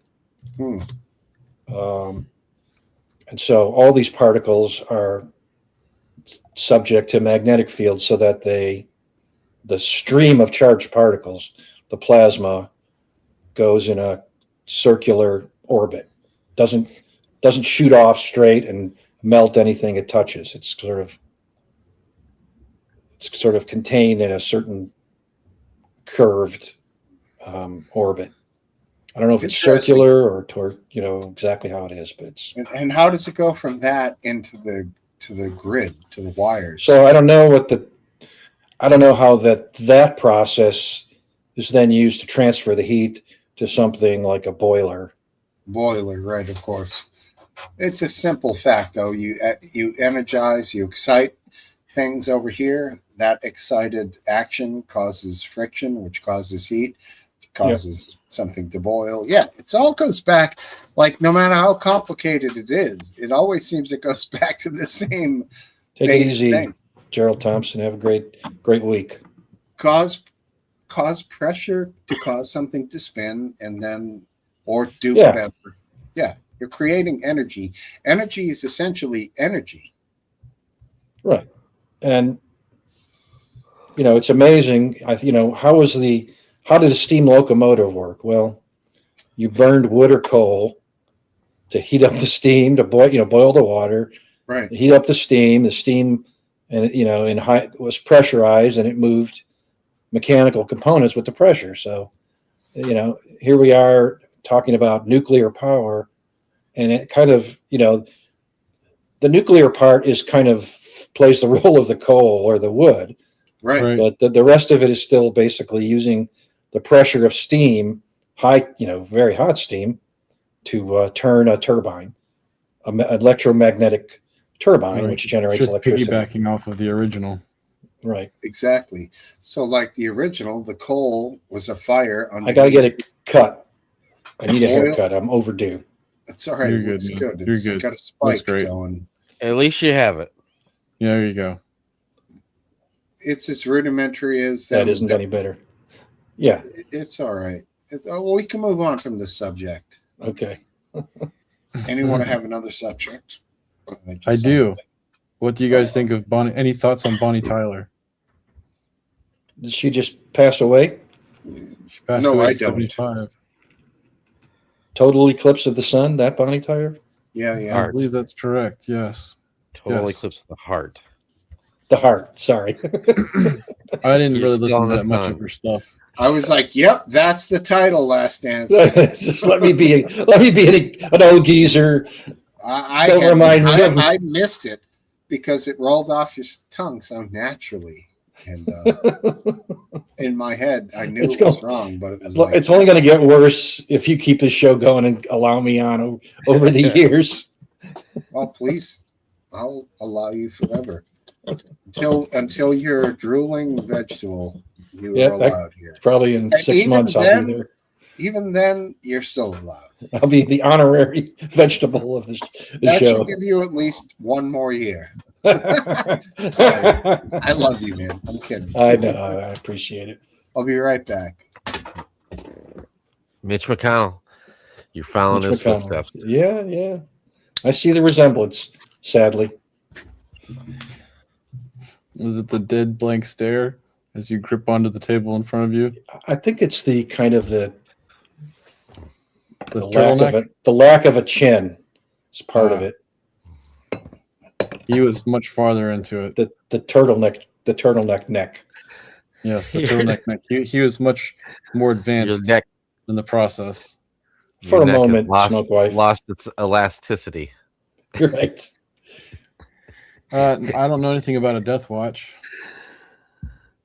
Well, he's obviously quite ill. The Oh, there's question someone is, watching him on his deathbed. I see. what his aides are saying. Oh, he's good. You know, he's fine. He'll be out in a while. What else are they gonna say? But what else are they going to say exactly? He's already dead. We're just doing I his think job. The longer he doesn't appear, the more obvious it is that he's probably not dead in a technical sense. Although it could be that bad that he's only not dead in a technical sense. Like Well, he's shouldn't, if he can't do his job, shouldn't that be fair and transparent? So that Well, someone else can be that's- doing the job. That's should where be. that's where it gets tricky.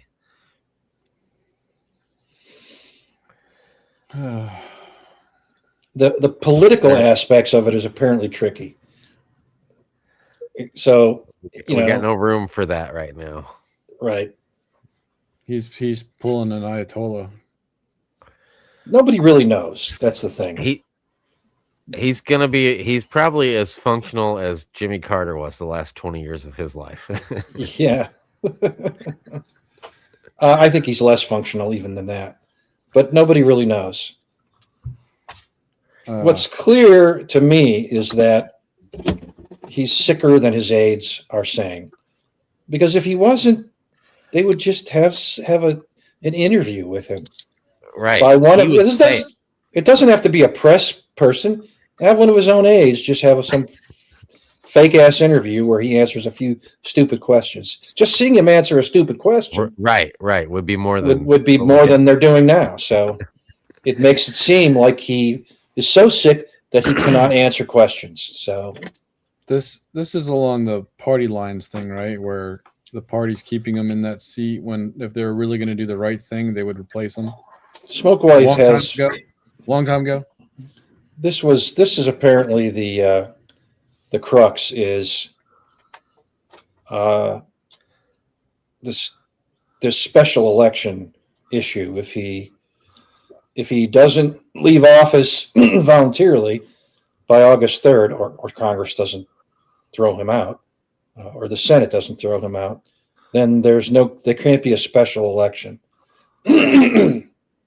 And do you know who would be eligible to I don't run for understand that? the wording. Yes, Thomas Massey would be Correct. eligible to run. So essentially, RW, there will be no special election to fill his seat if it doesn't happen by August 3rd, which is only, give or take, something around like 22 days from now. So what happens then instead if there's no special election that he just stays in the seat? He rides I believe out. it stays empty. If he dies, the seat is empty. In the How is, words that, of how is that allowed that a seat can be empty? It's not prohibited by the Constitution, and it's not prohibited in the state of Kentucky. Specifically, those are the rules. If it's because the idea is that you need a certain amount of time to give the voters a chance to think about a candidate. And that amount of time is determined to be, no later than August 3rd. all right, I or just August saw 4th. Totally riding it down. They're totally riding it out. How long until someone comes out with the Weekend at Bernie's movie promo with Mitch McConnell's face on it? It's Because- probably That'd already be pretty there. good. I think it's already happened. Well, In if fact, it hasn't, I just thought of it, and that was independent Okay. of anything I've seen. Well, AI just made it and posted it somewhere already. I saw a picture like that a few days ago. Who were the two people holding them up? He was not being held up. He was tied to some chair out by a pool with a Hawaiian shirt on. And I hate to even joke about it. The guy's dying, but let's go ahead and joke about it. It's okay. Yeah, I mean, I'm not going to piss on his life of service. But I don't. Not only is this likely not to be his idea, he may not even be conscious. Yeah, I don't know.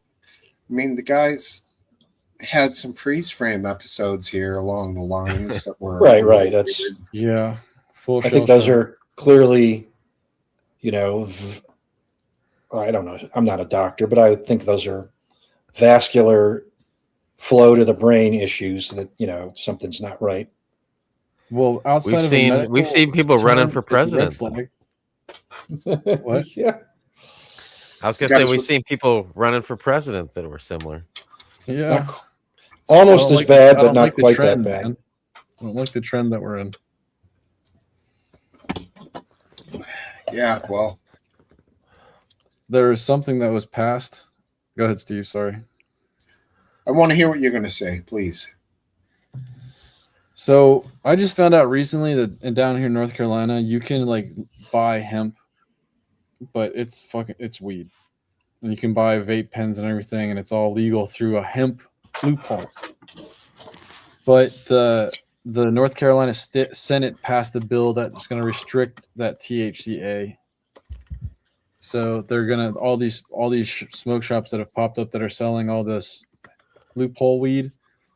They're probably all gonna get shut down here really soon. I'd be surprised if that gets squashed. Do you guys have is it legal there? No, this is one of the states where Oh, 'cause there's no medical or anything. It is legal here, and we have those same situations going on where there's these little smoke shops that that sell that hemp shit. Right. But it's like weed. It's like weed. So here's how the chemical or the compounds work in cannabis. All cannabis has THCA, right? So when you put it in a joint or you put it in a bowl and you light it on fire, it changes from THCA to THC, which then you can become high off of. So it's kind of comical that they've made the thing that is sort of the precursor of the thing that gets you high legal to say that, well, it's not really THC yet, because if you just eat pot like buds, you won't get high. But what you have to do is cook them, turn it into oil, and then you can make brownies. Then you get high as hell. That's called decarbing. You're heating it up. You're changing its chemical compound to make it from THCA to THC. Right. And it's Wait, hilarious. you can't get high. You can't get high from eating buds. You will I'm sure eventually, you're gonna but feel it's it. really unpleasant, dude. I thought. Never mind. But No, yeah, I'll tell you there's what. times you in get my high from. past that I didn't. I wish I knew that. You can get high from eating hash, not pot. Well, like the sticky stuff, and the. So apparently in North Carolina, the hemp loophole is so strong and such a loophole that it's totally unregulated. There are no age limits, packaging standards, or lab testing, and it's sold legally.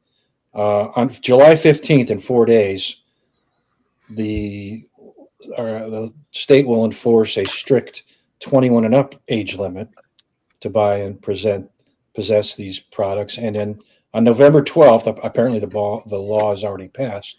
It will take effect on November 12th of this year. And the definition of hemp will measure total THC, including all THC compounds, and bans anything with more than 0.4 milligrams of THC per container. Well, I guarantee that so some people stupid. around here are going to do a run on the store and make sure that they have whatever year's they need supply. for a while. It's such an arcane belief to be doing this sort of thing in this day and age, and to be pushing alcohol. Trust me, I'm a fucking drunk. It ain't like I'm anti-alcohol, but cannabis does such less damage than booze that for them to have such a fucking hard on to go after cannabis is just so silly, you know? Because I you can agree. buy fucking booze everywhere down there. Yep. It's just dumb. I don't understand, but it's the same bullshit we've dealt with forever in our world. I'm sure all you guys know. In the about it. world of laws and legislation. I just thought it was funny that I finally found out that there's a loophole and it's all getting ripped right away as soon as I found it out. Not necessarily laws, more like illogical laws, RW. Because this one has always been illogical. There's no logic besides the historical disdain for cannabis that they've always rolled into the culture of it that has always made it illegal. It never made any sense. It was attributed to African Americans, jazz musicians way early on, Mexicans. It was like always attributed to this subculture as to make it like never accepted into the mainstream. Right. And It was now it's legal in 30 states, yet some states are going to like even criminalize it even more. It doesn't make any fucking sense, man. It's so silly. Who's criminalizing it more? Well, you just said North Carolina. You just cracking said down that. on. Sorry. I'm going on what you said. Yeah, I'm thinking of the. My brain was stuck on the What is the THC that's regulated? THC-C? No, THC. THC without Just a THC. something at the end. Yeah, just THC. Without the A. Okay. Yes. I was thinking that and like how they're gonna start grabbing people off the streets again, bring it back to the 90s. It's dumb. It doesn't make any sense at all. Just legalize it. Leave the federal government. If you know what, if the feds don't want to be involved, leave it up to the states. And I'm sorry, I guess if that's how they're going to go about things these days, then that's going to screw some people who live in the South.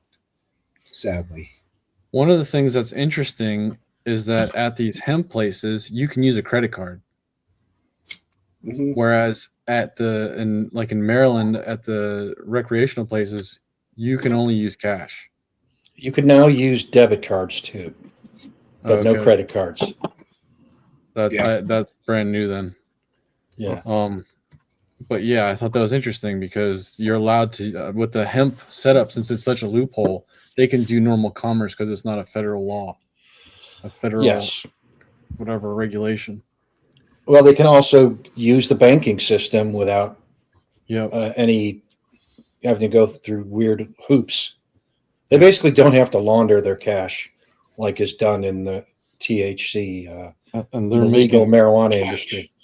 They're making cash. Now I understand why they're popping up everywhere. I couldn't figure out before, like, who fucking wants to buy like a hemp shirt? Like who wants to nibble on a leaf that has no potency? Like, I don't get it. And then I was like, oh, you're literally a weed shop. Yeah.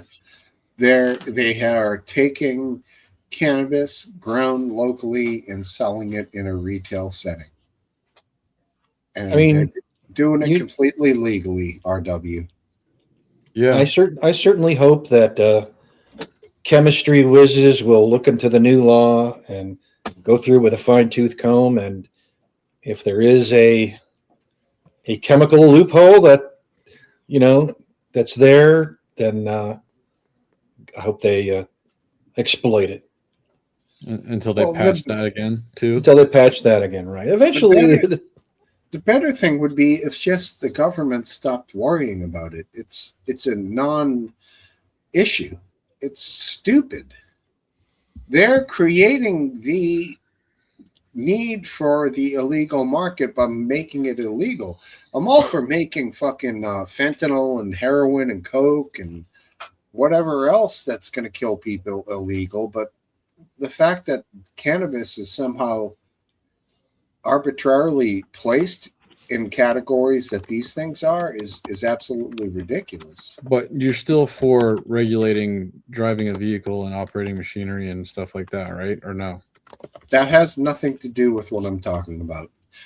And of course, nobody should be stoned operating machinery or driving a vehicle. It's the same parameters as alcohol. Mm-hmm. It's a simple fucking thing. So It doesn't hurt you as much as alcohol, and it really doesn't get you as intoxicated as alcohol. So just attribute it to the same laws as alcohol. You know, I didn't realize this was true, but only 7 states in the nation now completely prohibit both medical and recreational marijuana. Who are they?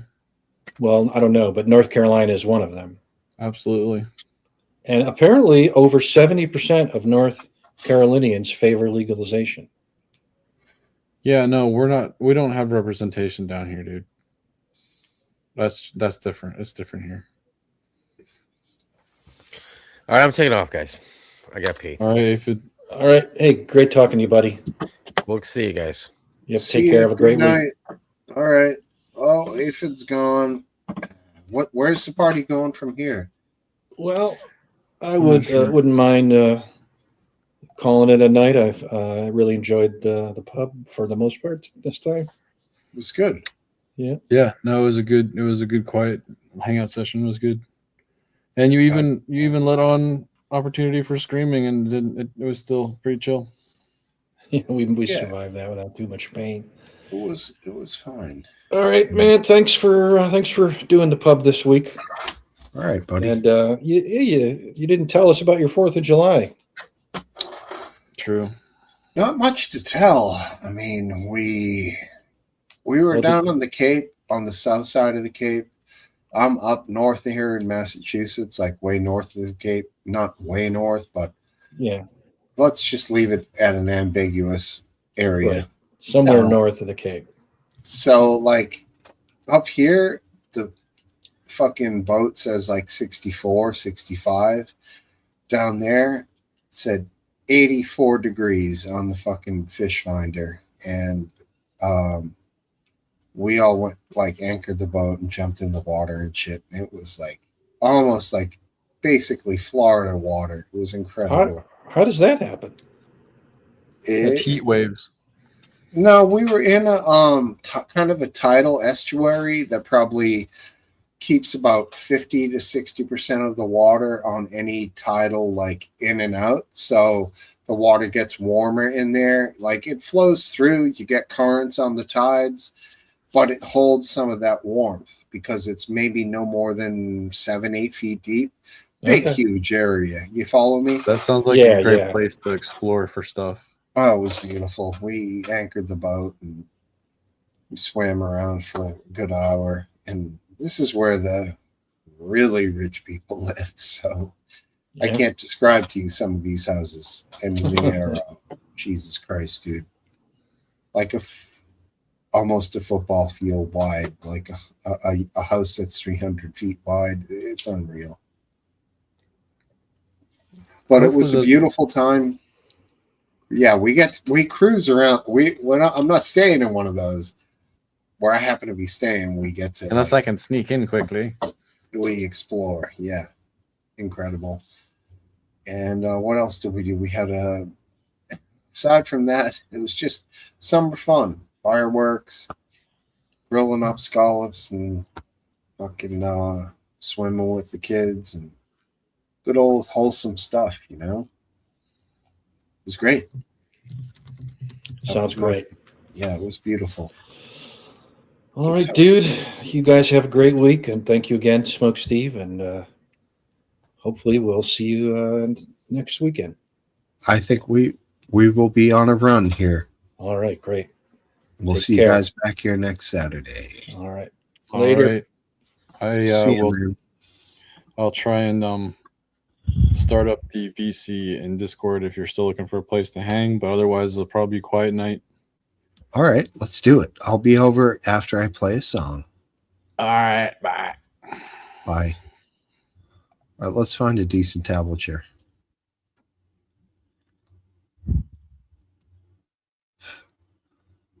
Wow. All right. Wow, look at that weird reflection. Great. Yeah. All right. Should I try a song? Sing and everything? This is a tough one. An 80s song by a guitar legend. I got to pull up the chords. And if this just goes like south, I'm going to stop and end it. But and I know it's going to go south. I'm going to just do my best.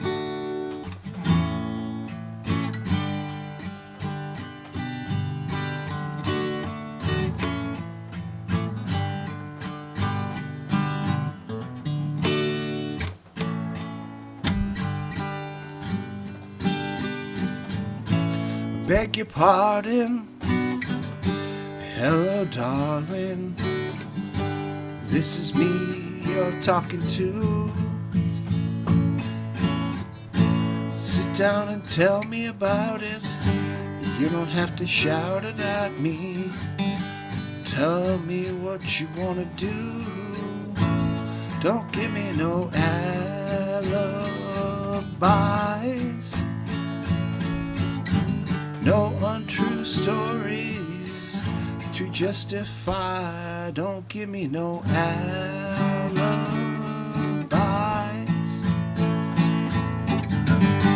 Just another reason for another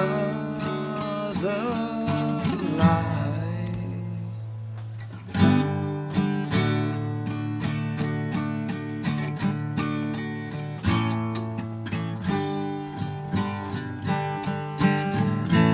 Mountain gets steeper, the hole you dig gets deeper. You better stop and climb out, 'cause I got trying to give it all to you, baby. I can see right through you. Sometimes you lose in what it's all about. Don't give me no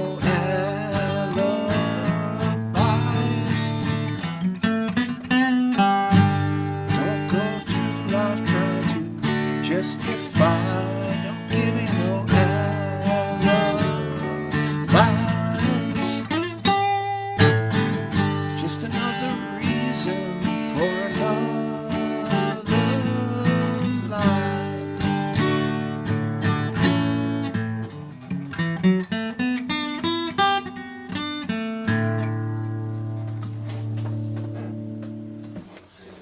All right. I'm gonna learn that one. I think I'm gonna try to figure that one out with my brother. You guys have all been great. Good night. I love you all. We'll see you next week.